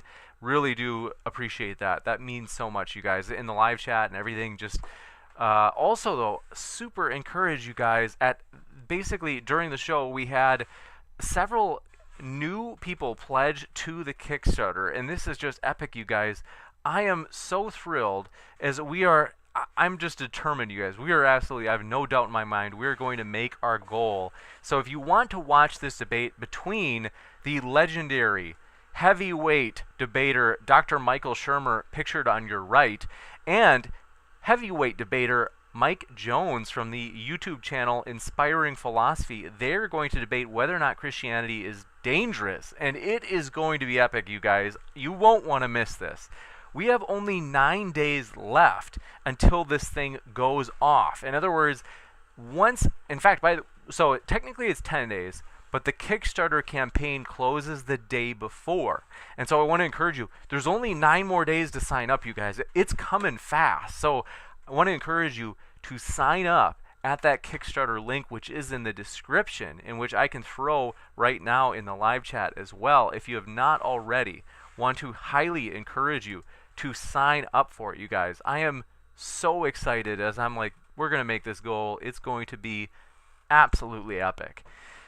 So that is, now I'm going to put it at the top of the live chat. And do appreciate your guys' support. Really, seriously, it means a lot. And I was just so pumped as like during the debate, several people signed up, which is cool. You can sign up right now, you guys, as we're hanging out, as I'm going to be here just sharing a few things that I think are cool about this. One, this is going to open up doors, folks. I'm serious. I seriously believe this strategy is going to work because it's like, hey, what makes it more easy and more cool? It's like if you can see awesome debates, and even if you don't like this one, even if you're like, I'm not really into these debaters as much. In fact, we've gotten like pushback against, and I think it's inevitable. Well, no matter who the debaters are, we could get Jordan Peterson against Sam Harris, and some people will say, oh, it's a dumb debate. And it's like, whatever. Nobody's forcing you to join the Kickstarter, but we were saying, hey, we do want to use this for not just this debate, but if it goes well, which we absolutely believe it will, we want to use this over the summer. Once the restrictions start lifting, we want to start using this for big time debates, folks. We're talking big time speakers like Jordan Peterson, Sam Harris, Sam Cedar, David Packman. We want to start inviting these new guests that we've never had on before, and we want to start doing it in in-person venues when the restrictions are up, just because we really do believe that makes for a much higher quality debate. I think that you're going to love it, and you can see the best in terms of the most views and the most watch time. Our most popular video, not surprisingly, was in person. It was IP, the gentleman that you're seeing on your left right here, Mike Jones, in other words. It was Mike Jones against Matt Dillahunty. It's got like 211,000 views. I was looking at it today. And that was in person, and it was at the Atheist Experience Studio, which we'd like to go back to. That's the kind of stuff we want to do with these types of Kickstarter events, is fund the travel for those types of debates, as well as the speaker fees or the honorariums for our guests. And so, a couple of things I want to mention though, but first, well, let me just say hi in the chat. So sorry guys, I'm just like babbling on and on. But want to say thanks, Lily Aja, thanks so much for your support in the chat. Dave Langer said we had 10 people rocking the Twitch chat too. That chat is also growing. That is really cool. I'm pumped to hear that, Dave Langer. We actually, one thing that I have found is a challenge that I got to get your advice on in a second, is that I just learned yesterday Twitch doesn't like it if you simultaneously stream on Twitch and another platform. So I got to figure out a way to handle that. You know, they're like, we might have to be creative. Maybe one day a week we would only do it on Twitch or something. I don't know, but we'll find out. And then next, Blaster Master 80 says, thanks for everything, James. That means a lot. I totally appreciate that, Blaster. I seriously appreciate your positivity. James Bond says, that's because you're a nice guy, James. Appreciate that. Seriously, does mean a lot to have positive people here. It's like, you know, sometimes the internet is like, man, so many haters. It's like, why are you like nobody like forces you to hang out here. But I focus on the positive people, and I thank the positive people, and so I just want you guys to know you guys make up for, and more, you guys make up for the people that are negative. And so Theo Fungi said, you always bring it. Thanks for, I appreciate that, Theo Fungi. That means a lot. RFFEFCE says, we want more Hinduism debates. Oh, we can totally do that. Appreciate that. And SlamRN, thanks so much for your support. Let's see here. But one thing I really like about Kickstarter, and I hope they still have this feature, because I know that, for example, Twitch is no longer going to have the feature where you can sign in with your Facebook. Even though it's really convenient, but they want you to set up your own Twitch account. Kickstarter doesn't make you do that. One thing I love is that Kickstarter is like, want to make your pledge, just sign in through Facebook, and you don't even have to create like a Kickstarter account. You can do that, which is, I think it's awesome. So that's really cool. And again, you guys will never, only if the debate happens would you be charged. I guarantee you, if the debate for some reason didn't happen, like let's say for whatever reason there's an emergency or something, and a debater says, no, I'll never come on moderated debate. We've never had that, but nobody's credit card would get charged. I guarantee you that. And so, interestingly, if we don't meet our target goal, your credit card will also not be charged. So like, even if the debaters were suddenly like let's say it was like no cost at all, and let's say we had no costs, whether it be promotion or whatever else, speaker fees, like is that people only get charged on Kickstarter if the campaign meets its goal, which believe me, I'm determined, but I just want you to know that it's zero risk for you guys, and that's why I like it, is that it's like, we don't want you guys to have to worry about somebody trying to bilk you out of your money. So let's see. Fran Wilson says, will the link for the Kickstarter debate be emailed? Well, actually, the way that it works is, I found out yesterday, I can I message you. If you sign up to the Kickstarter, what I'll do is the day, probably either the day of or the day before, I've got to figure out how we're going to do this exactly, but I can send you a message through Kickstarter. So you'll want to check your Kickstarter. I think it sends you either a notification through Facebook or Kickstarter itself if you sign into Kickstarter using your Facebook account. Kickstarter is where I'll send you the message. And let me actually, Fran, if so, I would love to do a test on that. I don't want to like make someone know. I don't want them to be like, I don't want them to feel, what's the word? Hopefully you guys can't hear that screaming. Like I'm staying at my buddy's right now.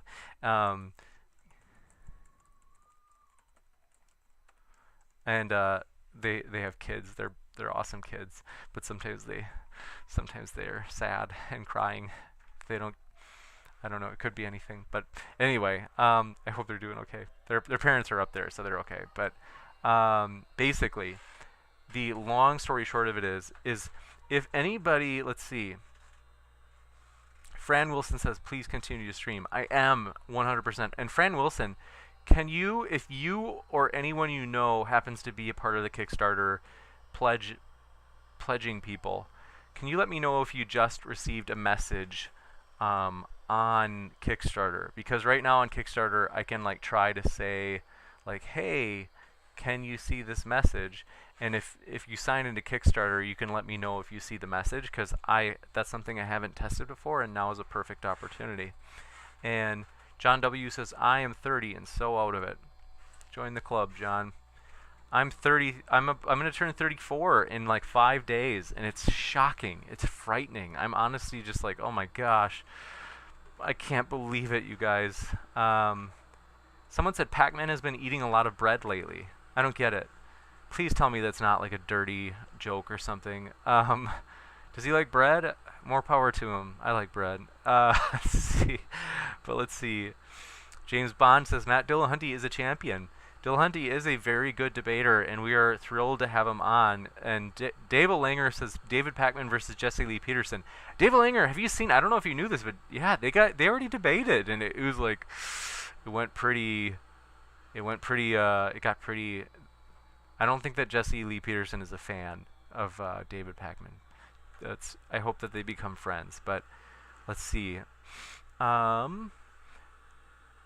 Dave Langer says technically you can be an affiliate on Twitch, but they don't tend to ding affiliates too much. That is more for partners. Getting to affiliate would be good just to be able to get those subs. That would be rad, Dave Langer. I appreciate you letting me know that. Maybe we can do it and they won't ever notice. So, Fran Wilson says, oh, we got that already. And then, don't have to watch on Twitch during the debate to give you... Okay, Dave Langer says, people don't have to watch on Twitch during the debate to give you a free Amazon sub. Even if you are not live, people can still sub to you. That's great to know. I appreciate that.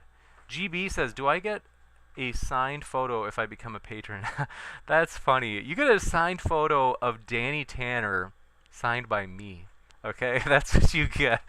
Oh, that's funny. Danny Tanner, like Full House, but that's, I mean, I don't know. I thought nobody would ever really want a signed photo of me, but maybe if people wanted that. I don't know why you'd want it, but I'm flattered if you appreciate you humoring me. And then Fran Wilson, the debate won't be on Twitch. It's going to be on like a website. So Modern Day Debate, I'm talking to a tech person about where we're going to have it like on our own website, and so it's going to be secure, because that's a big thing, is like we want to be big on fairness. What does that mean? It's like, well, if you sign up for the Kickstarter, then we think it's fair that like you've pledged, and so you should get to watch it live. And likewise, we don't want people like watching it live when they were like, oh, screw your Kickstarter, James.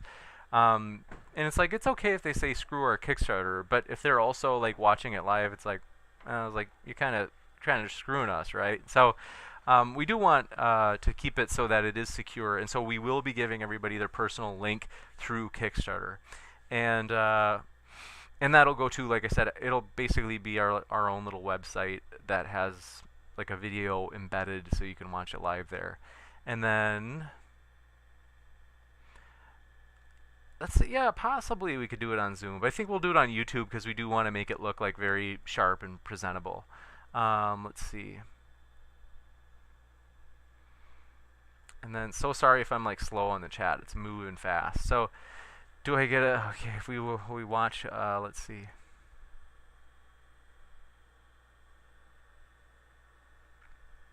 And then I do, oh, we did open a second batch of early bird questions. So if you want to ask a question for this debate, and basically, if you know that you'll want to ask one, and you're like, well, even if, maybe you're like, I don't know what I'll ask, but I mean, I just really am excited about this event. So it's like $15 if you do it early. So I think in the last week, that's when we might say like, hey, if it's the last week leading up to the debate, it might be like $20 a question, or I don't know, maybe 24. But in the meantime, I think it's like $15 for the early bird questions, and we're kind of like feeling it out. Maybe we'll do a survey after this whole thing is done and figure out like what you guys thought was like, what were good rewards, what were rewards that just didn't really seem that cool of an idea. And James W says soy-based vegan bread. I guess I can share my soy-based vegan bread. That's maybe. Lily Aja says Twitch is linked here. Appreciate that, Lily Aja. And then thanks Ansi Sorvisto, who says just pledged. Hope this happens. Can't support more though. I appreciate your support at all. Seriously, it does mean a lot. And I hope it's of value to you guys, because we were like, when I did this, I remember this is like, I don't know, this had to be like maybe November or October. I was talking to my buddy Andy, and I said, what would be like a good enough deal financially that like even the cheapest people in the world, and my buddy Andy, he's really cheap, like me. But I was like, what would be the price that the most frugal person would be like, yeah, I'll do that. We know that different people have different circumstances, so I don't mean that in an insult to say if you're frugal. But Andy and I were like, yeah, it's like $3. I think is like a pretty, hopefully everybody can handle that. A price of a cup of coffee, going to Starbucks. And Tuss Beatbox says, can I get the car wash photo signed by you? That's really funny. You got a good sense of humor. Tuss, I appreciate it. You were like one of the most supportive people at this channel. I just love your positivity. That really does mean a lot. And I think that influences the culture, guys. Is that the more I want to encourage it, and I think the more that people see the positivity from other people in the live chat, and hopefully I can be positive. Thanks RFFEFCE says, thanks for your channel, James. Thank you for hanging out with us. It means a lot. Is that the more that we're positive, I think it influences the culture. I've definitely noticed an uptick, and you definitely like more positivity. And so I do appreciate people like you, Tuss, and others who have been super positive, which definitely helps bring it on. So it helps increase it. And Michael, the Canadian atheist, said, tonight was fun. Thanks, James. Appreciate that, Michael. That means a lot. I'm glad you had fun. I did, too. It was a blast. And then, let's see. Thanks for your super chat. Just flew in from Ben Miller, said, just because a few dates can be made to line up is absolutely irrelevant. The fields of science should lead to Hinduism on their own, and they don't. Oh, I see. I'm so sorry. They might be behind in the stream. Like, they might have just started watching, and maybe they, like, pushed the back button to where it brought them to earlier in the debate, but I still read it. There's just nobody here to answer it. So I do appreciate your support that way, Ben Miller. And then let's see here. Where is this little James Bond? Appreciate your kind words. That means a lot. Appreciate it. And then GB says, just a bit of British humor. You're a legend, though. Keep up the good work. Oh, did I miss your... I can't remember. I forgot. What did you say earlier? So sorry, I'm behind. Oh, you said you need Jesus. Only $19.99 for a limited time. Oh, I get it. I know this sounds like an infomercial when we're trying to, like, I'm talking about the... I'm sorry, guys. It's a combination of two things. One, I'm excited about it. Like, I really am. I'm just like, you guys, I've got a dream. Like, I'm really... Oh, Fran Wilson. Thanks for letting me know you got a message. That is so encouraging. I'm curious, Fran, if you're willing to share, did you use Facebook to sign up, or did you use like normal? I don't know if it makes a difference. I've got to find a friend or use my own Facebook or something and do a pledge and see if it shows that you got a message if you use the Facebook. If you use the Facebook method of bypassing creating a Kickstarter account, I would think that you'd get a message either way. I think that you, by signing in with Facebook, you kind of have a Kickstarter account. You just don't have to fill in all the details that other people might. But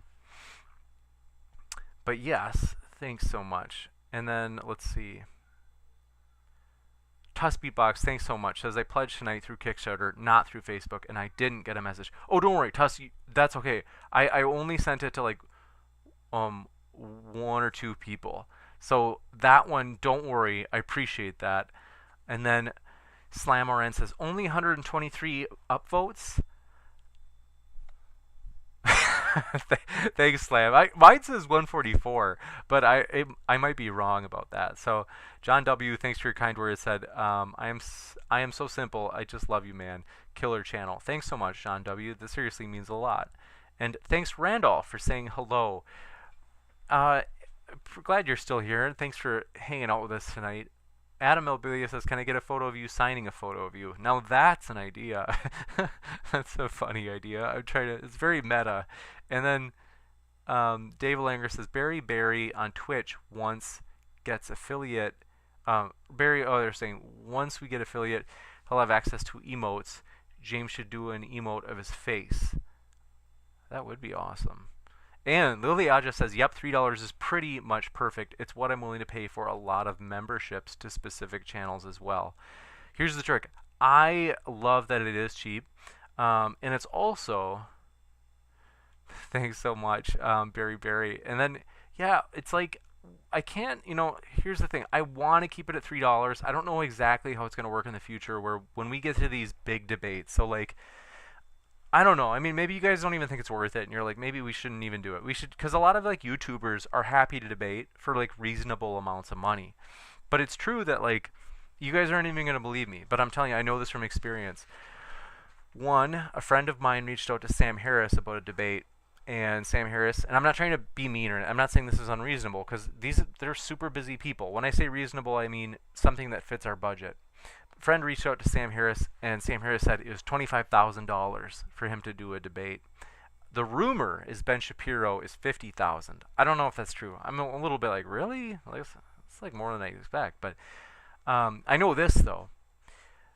Philosophers, when I was at Mankato State getting my bachelor's in philosophy, a lot of my professors, the university, the department would hire philosophers to come in and speak. And these weren't just any philosophers, like these were really good ones. So like Peter Sanger, I mean everybody's heard of Peter Sanger if you're familiar with philosophy.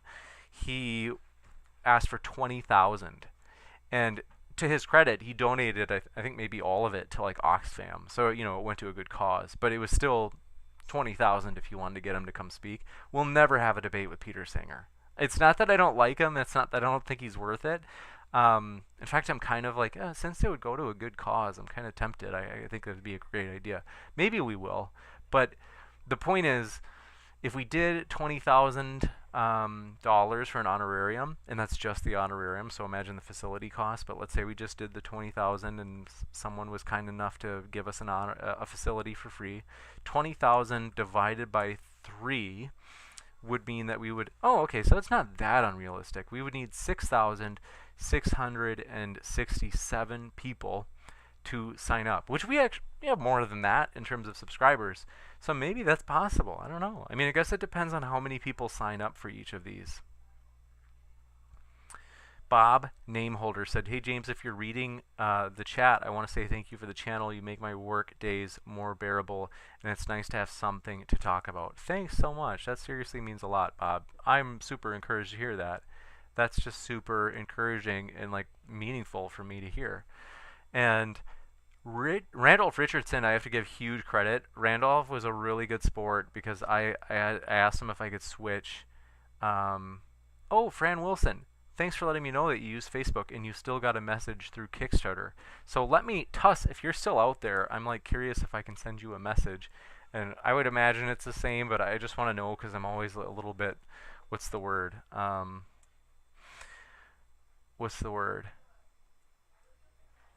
I'm always like wanting to be like double check and just be extra careful. Also, thank you so much for signing up. Your name starts with a B. Appreciate that. And thanks so much for your generous pledge from person with name starting with an A. Really appreciate that. And a person who starts with a T and a person starts with an A. Thank you so much for pledging. I really do appreciate it. That means a lot. Basically, I am pumped,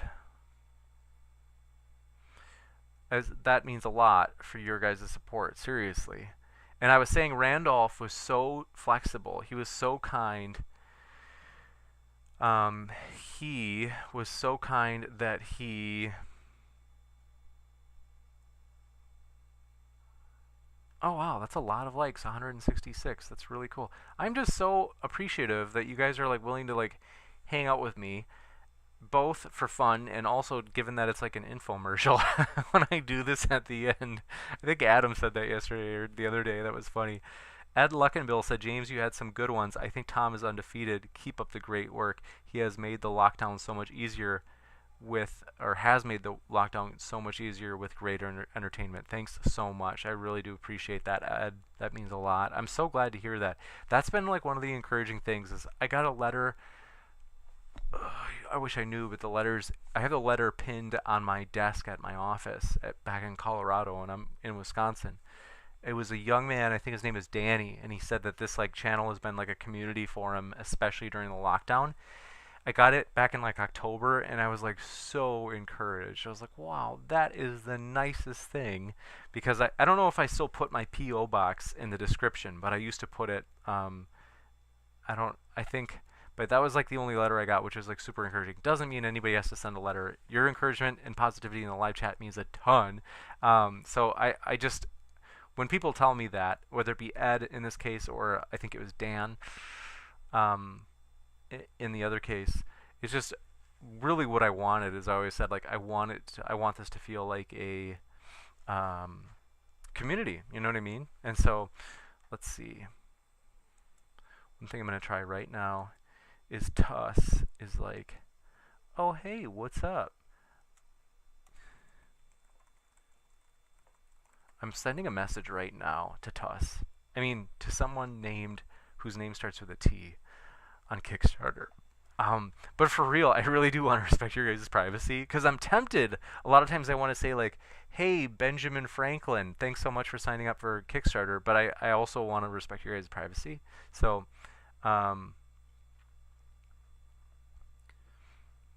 let's see.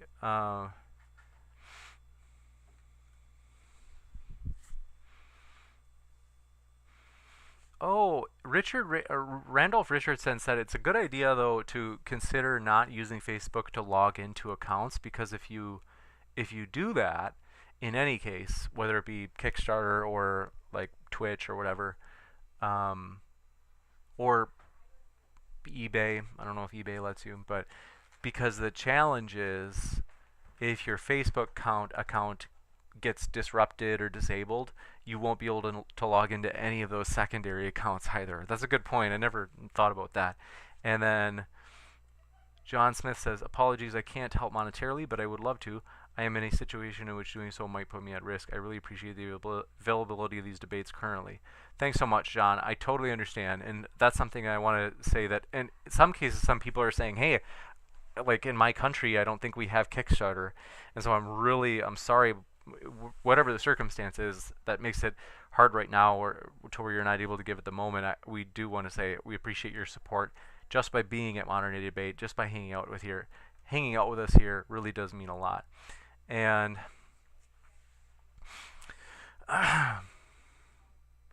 Ansi Servisto got your joke there. I can pass the eating task for the next month. That's funny. And then let's see. Fran Wilson, civility is important if we wish to discuss anything. I agree. And then Dave Langer, that's right. My OnlyFans is $3 a month. That's funny.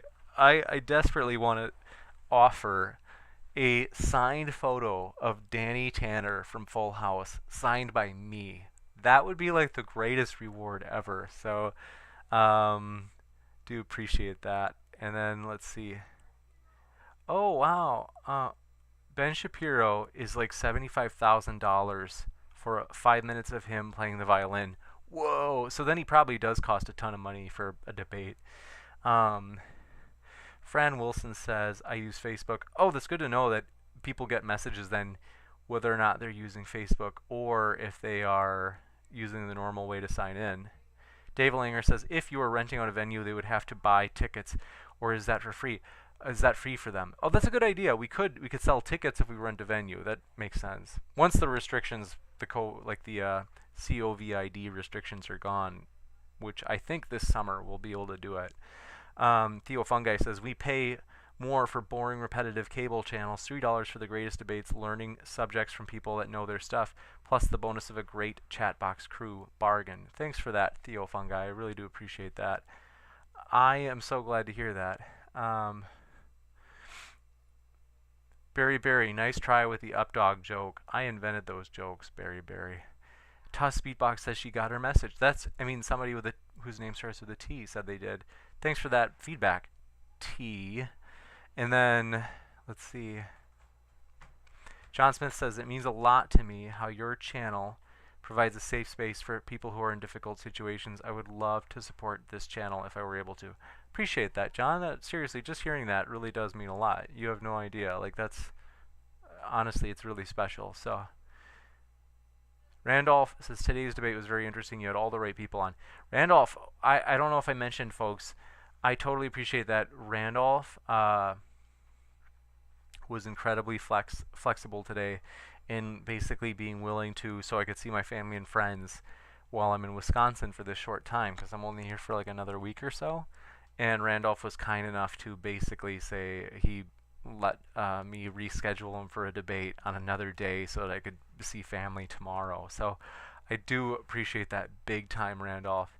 He says, the work you do running these debates is an important contribution to future progress. You're promoting what I can call the free exchange of ideas. Thank you so much. Randolph, that means a lot. I appreciate that. Thank you. And Thanlin101 says, bird is the word. I could not agree more. Thank you. And let's see here. I'm like getting used to scrolling through the live chat. It's like, next, Dave Langer says, did you see the documentary about the first Danny Tanner who didn't work out past the pilot because he was super creepy? You should check it out. Oh my gosh, are you serious? That's hilarious. Let me Google that. Oh my gosh, that's so funny. Danny Tanner episode 1. John Posey versus Bob Saget. The very weird version of Full House no one ever saw on Nerdastalgic. That is so funny. If that's just hilarious. John Posey, you're right. Unaired pilot with the John Posey. This is funny. Hold on a second. You guys have to hear this. This is important.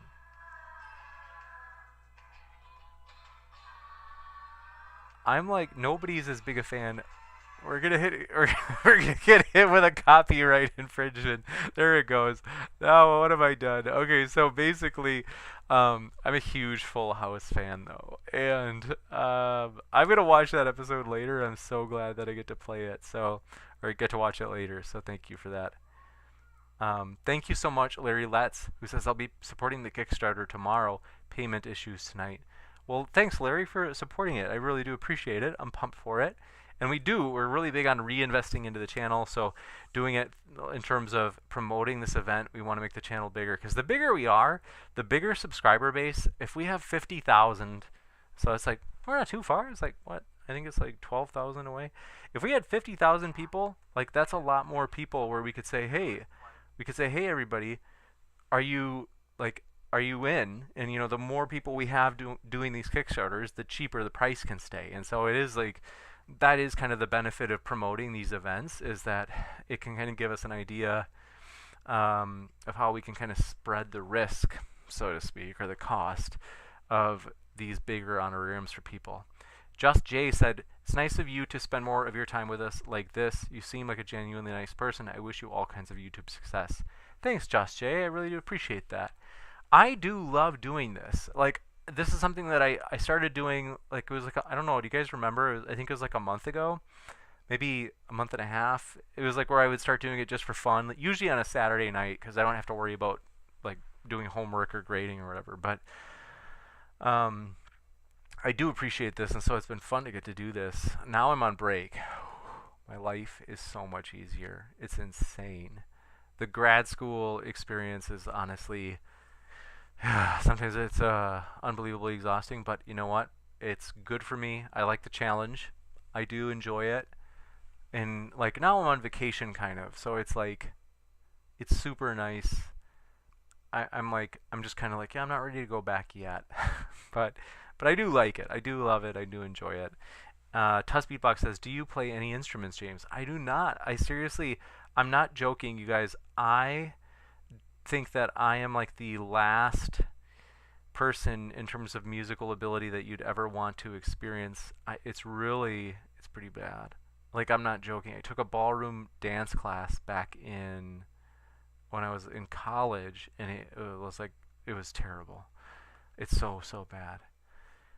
I can't recognize a beat really good. And I know, like, there is like it's almost like in the book Peak by Anders Ericsson, he's like the leading expert on like experts. Yeah. And he talks about how a lot of people say that they're just musically totally ungifted, but it's like, it's really rare for somebody to not be able to pick up the beat of a song. I think I might really be that. I mean, I'm telling you, I went through a whole dance class, and it's hard for me. I'm like, I just can't recognize it in the song. I really do think there's something. I might be one of those people. I love music though. I like to listen to it. Like, I know what I like it to like listen to. But I usually, to be honest, I usually listen to like lectures and debates. Usually lectures, or sometimes talk shows, like psychology stuff. So I don't know if I like music as much as the average person. I wish I could, because I feel like I'm supposed to. Sawzale 555523. Thanks for your question. Says, have you spoken live or privately with Noam Chomsky? I haven't, but we'd obviously be stoked to have him on. Especially if it was against Thomas Sowell. That would be like one of the... If anybody has a connection with Thomas Sowell, let me know, because that would be epic to have Thomas Sowell on. Like Thomas Sowell against, let's say, Professor David Wolf. Now we're talking. That would be an epic event. Fran Wilson says, what was the favorite subject in philosophy? Man, okay, so I definitely love philosophy of religion. Kind of the arguments for and against God's existence are really fun. I would say epistemology was fun. I'm trying to think of some of the issues from epistemology that I liked the most. If anybody's ever heard of like this idea of epistemic kind of relativism and the quandary of trying to get out of it, that's like an interesting idea. But I mean, so one thing though I think is interesting too is like the intersection of like philosophy and psychology. So like, for example, can we willfully change our beliefs? And most people, especially in the like, not all, but like most atheists that I run into on the internet at least would say no. But most atheists that I've met at the university, like professors, would say, well, it depends, which is usually the answer in like any academic field, is that if you mean to change it like willfully in the moment, like where I just like, I'm going to will for myself to believe the earth is flat. Like, sorry if anybody's a flat earther, I'm a globie. Is if I said, I'm going to will for myself right now, I'm just going to purposely believe that the earth is flat. Like, try it really hard, that won't work. But indirectly, could I change my beliefs, or at least my probability? I think you can, by reading different materials that argue for a flat earth, where you might say like, oh, I thought that this was like this, there are some things that I'm sure you think like this for sure, there's no way the flat earth could explain this, and you're like, oh, I guess they have an explanation for that. But there's you have a trillion other objections, so you don't automatically become a flat earther. So, but the terms for this would be, there's doxastic voluntarism and doxastic involuntarism. Doxastic voluntarism, the idea of, or I'm sorry, there's direct and indirect doxastic voluntarism. It's been a while since I've read some of this. But doxastic voluntarism just means, can you purposely change your beliefs? Directly, no. Like, I can't focus really hard and just willfully change my beliefs. But indirectly, I probably can at least change my probability about things. So, like, if I give the flat Earth, like, a 1% probability or something, I could read flat Earth materials that, like, might bump it up to a 2% or 3%. And I keep reading the materials over and over and over. Who knows how far I can go? And there's also research, a lot of people don't know this.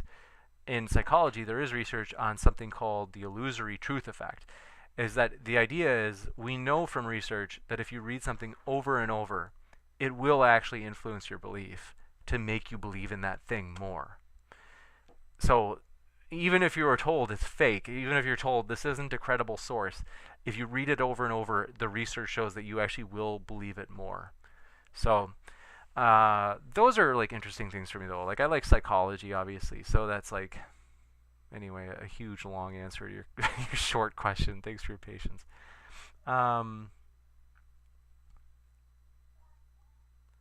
David Neff, so stoked to have you here. Let's see.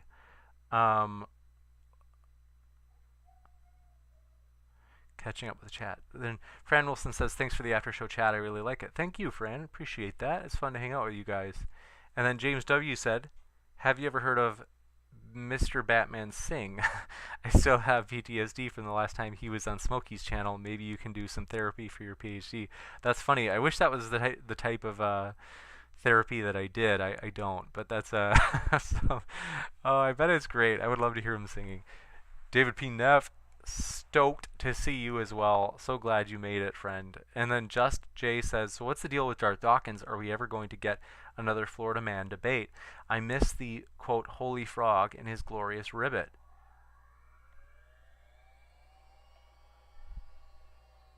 Holy frog and his glorious ribbit? Oh, Florida man. It's been so long since we've had it. I saw him the other day when I was scrolling through the debate library that we have on the channel, and I was like, wow, it's been a while. Darth Dawkins, I don't think wants to come back. I actually reached out to him today to see if he wants to come back, because we're trying to line up a ton of like huge debates the first week of 2021, and I would like Darth Dawkins to participate, but I don't think he will. Fran Wilson says, Mina V has a great idea. Include philosophical tutorials, logical thing. Or you mean logical thinking? You mean me provide the tutorials? I would love to. I think a lot of people don't know that, like, I don't know, maybe you do, but like a lot of, not a lot, some of the areas that are debated on this channel, like, I studied, like, including formally, but also informally, but formally, like, to the master's level, like, I got a master's in philosophy and psychology each, and so I've been in school for a long time. I don't know if I'd recommend it. I like it, and I think it'll turn out, but I would just recommend, you know, there are pros and cons. You know, you gotta count your, enjoy the blessings you have, look at the positives that you have. It's true that, you know, school also comes with, for some of us, for me it came with some debt, but that's alright. You know, you pay it off and you'll be alright. And that, I mean, like in the US, I heard a great quote from Elon Musk today. It's like, it's pretty hard to starve in the US. Like, if you go after your dreams and things go terribly wrong and you end up at a soup kitchen or something, like, at least you went for it. And so, yeah, I mean, I've enjoyed the risk of school. David P. Neff says, question for you, are you a young earth creationist? James W., well, I meant for modern day debate. I'm more agnostic on the origin stuff. I mean, if you pushed me, I'd probably lean toward some old earth variation of agnosticism.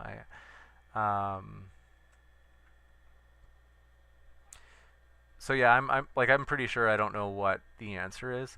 I think that for me, I would like to be of the mindset such that my my fear of what other people think would be so strong that I would be willing to believe in anything that I believed was sincerely true.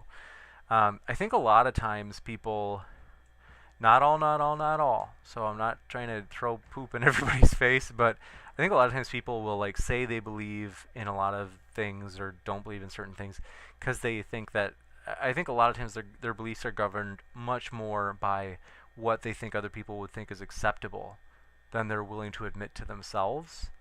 And for me, like, I was thinking about it earlier today, and I was like, one thing I like is that you could say it's a correlate of people who believe in strange things, or by strange I just mean statistically like less common things in terms of, it's true, there aren't I don't know, I don't know what the stats are. I think, let's say for example, like flat earth, I know it's not the same thing as young earth creation, but when it comes to that, you have to admit that those people, it seems, don't care what other people think regarding their own beliefs, right? So that's you could say like a psychological trait that correlates with flat earth. Because if you're a flat earther and you're willing to tell people, it seems pretty clear that you don't care if other people think that you're a dummy or whatever else. And that trait, not per se flat earth belief, but the trait of saying, I believe what I believe, I don't care if people ridicule me, is, I think, a strong and good trait. But yeah, even though I kind of lean toward, but I lean toward, very strongly toward a globe Earth. But I have to admit that for flat earthers, that's something that I appreciate, that they're not afraid of people calling them all sorts of things. David P. Neff says, would love to be back on your channel sometime. That'd be fun, David. I appreciate that. That was a fun time having you on. I remember I was just looking at your debate. I think it was Kent Hovind, right? I think I was looking at that debate the other day. And Lily Aja says, James Tinney. I like Destiny a lot. I was thinking about that today, is that Destiny, I'd be willing to go to bat for that guy, because Destiny has always been really helpful with our channel. He's been really supportive and positive. He's never asked for a thing. Destiny is a very generous person to this channel, and so I was thinking about it today. I don't agree with everything in terms of what Destiny's views are. I don't like have anything that, so like, despite not agreeing with him on everything, I think I'd go to bat for Destiny because I've just had really good experiences with him. I don't say that I know everything about him, but the ones I've had have been good. Worldview Detective says, any debates that changed your mind on a given issue? Great question. That's super interesting. Yeah, actually, I think that I've at least been like, because, I always think of it as like, your beliefs are all on a spectrum, and so it's not binary. I don't think of it as like I believe in this or I don't. It's usually like, how much do I believe in this? And it's like, well, maybe I'm at a credence or a probability of like, I give it a 90% probability, like a 0.9 on a scale of 0 to 1. And I might say, well, I also, though, maybe I believe in something at a level of 0.4, and I watch a debate and it bumps me up to like a 0.55, and I was like, yeah, I think I've had that happen, where it's usually like the arguments, it's usually more of, there's just so much out there that you can, that's right, David P. Neff, I remember it was against Mr. Kent Hovind, yeah. There's so much that you can learn, that it's like, how much should I change my belief on this, because I haven't studied it that much. And there's, beware the old phrase, beware the sound of one hand clapping.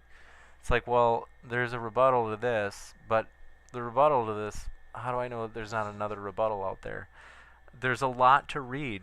One of the things that going through academia has made me a lot more quiet in terms of what I believe, or in terms of, how do I say this?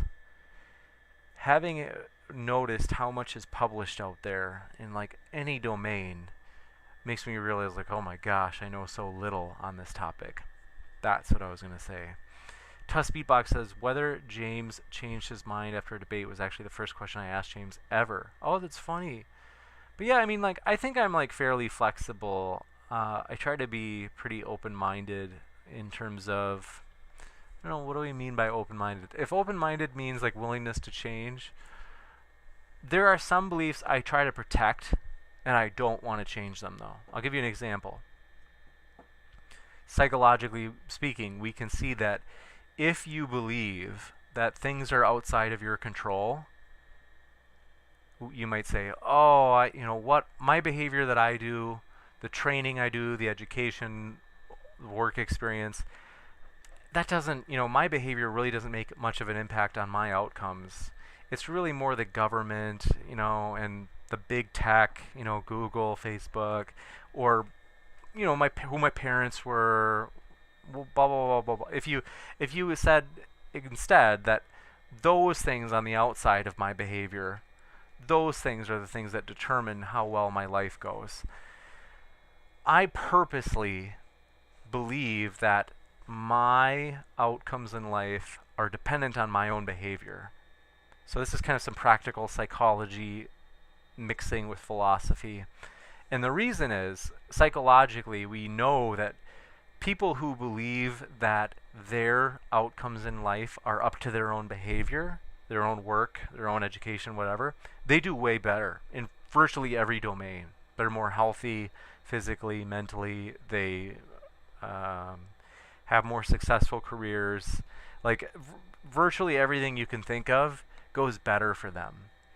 And there's one reason. I mean, if you think you have autonomy, you have like control of your environment, we know that's psychologically healthy. And some people might say, though, well, but wait a minute, but I believe that I don't believe that's true. I think that it is true that the economy or the government or big tech, they ultimately control my outcomes. And you might say, that's what I think is the truth. And I'm not a strict evidentialist. I would say, like, I don't care if that's true. It's not what I'm going to believe. And the reason, though, I think is because when you believe your own behavior is responsible for creating your own outcomes, you're more likely to act and actually do your own behaviors that could potentially help your own outcomes. And so there are some beliefs, in that case, the belief that I would say my behavior is up to what I do. I firmly believe that. I protect that belief. I would not let evidence, I will purposely persuade myself by reading books that suggest that, because I want that belief for its practical utility in terms of my outcomes in life. Lilia just says, I feel the same way. Destiny has some real spicy takes sometimes, but he's a really solid debater. Yeah, and I think Destiny, I feel like, is one, I think he's a great debater, no doubt about it. Two, I think his views, like, my views are like, if I had to pick anybody, I would say I'd be like a combination of my views, I feel like would be fairly well explained by if you made this Frankenstein that was a cross between IP and Destiny. Those two, that's like probably largely my beliefs. But Dave Langer says, you don't have to agree with everything someone says. I don't agree with most of what Converse Contender says, but I respect him because he's respectful and makes well thought out arguments. I completely agree. Yeah, you don't have to agree with everybody says, and you might as well just let it be that you're going to disagree, and that's okay, because it's like there's nothing wrong with disagreeing.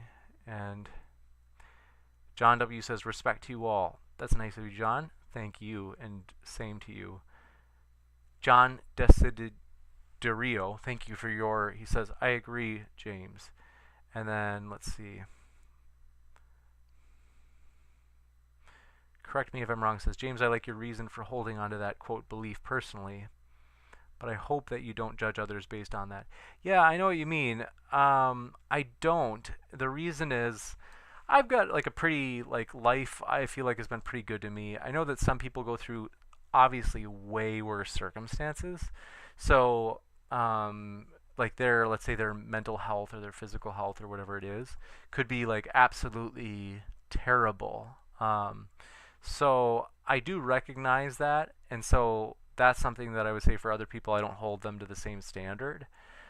Like I said, it's more about when I think about these things, I'm thinking about my own internal behavior is responsible for my own outcomes. Whether or not other people's own internal behavior out there is the reason for their outcomes in life, I do think that it plays a big role, and I think that oftentimes people underestimate it, but it's something that I don't forcibly, rigidly kind of force on people where I say like, no,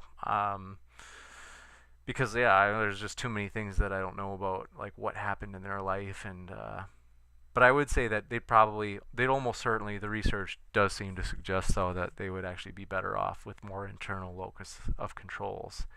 And internal locus of control just means if they believe that their outcomes were more a result of their behavior.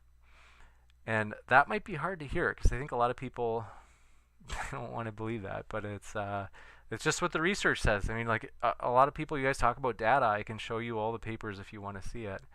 So Abdul S says, can you briefly summarize your metaphysical religious beliefs, if any, and the reasons for that? Yeah, so I definitely would be a theist. Definitely would be a Christian theist.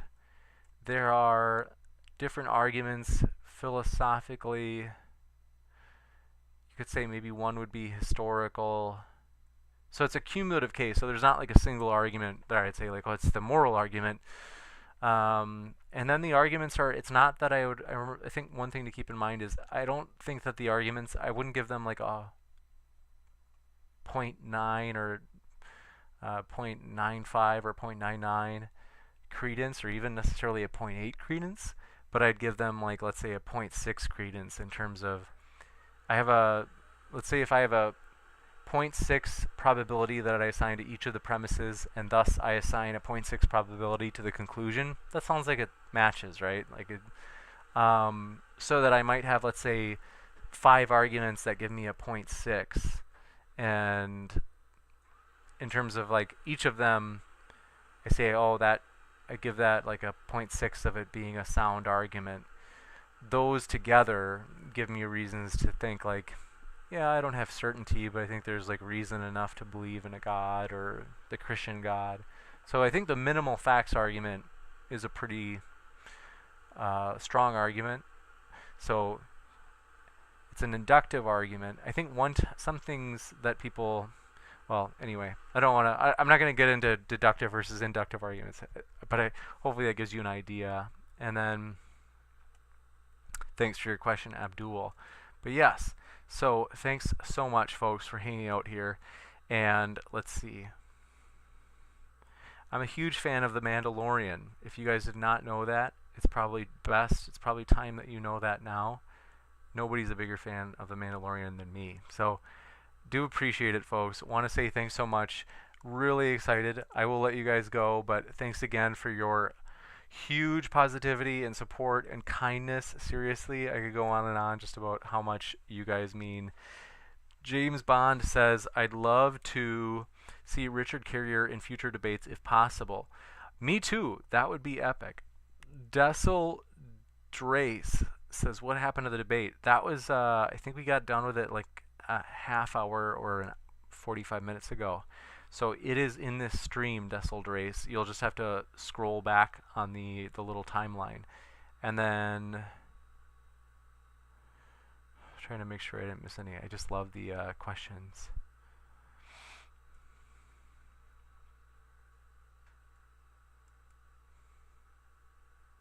John W. says, sorry, I guess I am like an ex-smoker. I just want to hear other ideas and don't like the addiction I was on in that so-called Christian religion.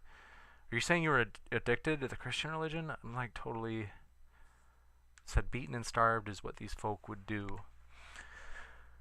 Huh, I don't fully know what you mean, but I do have to run, so I'm so sorry that I can't, but I appreciate you sharing that.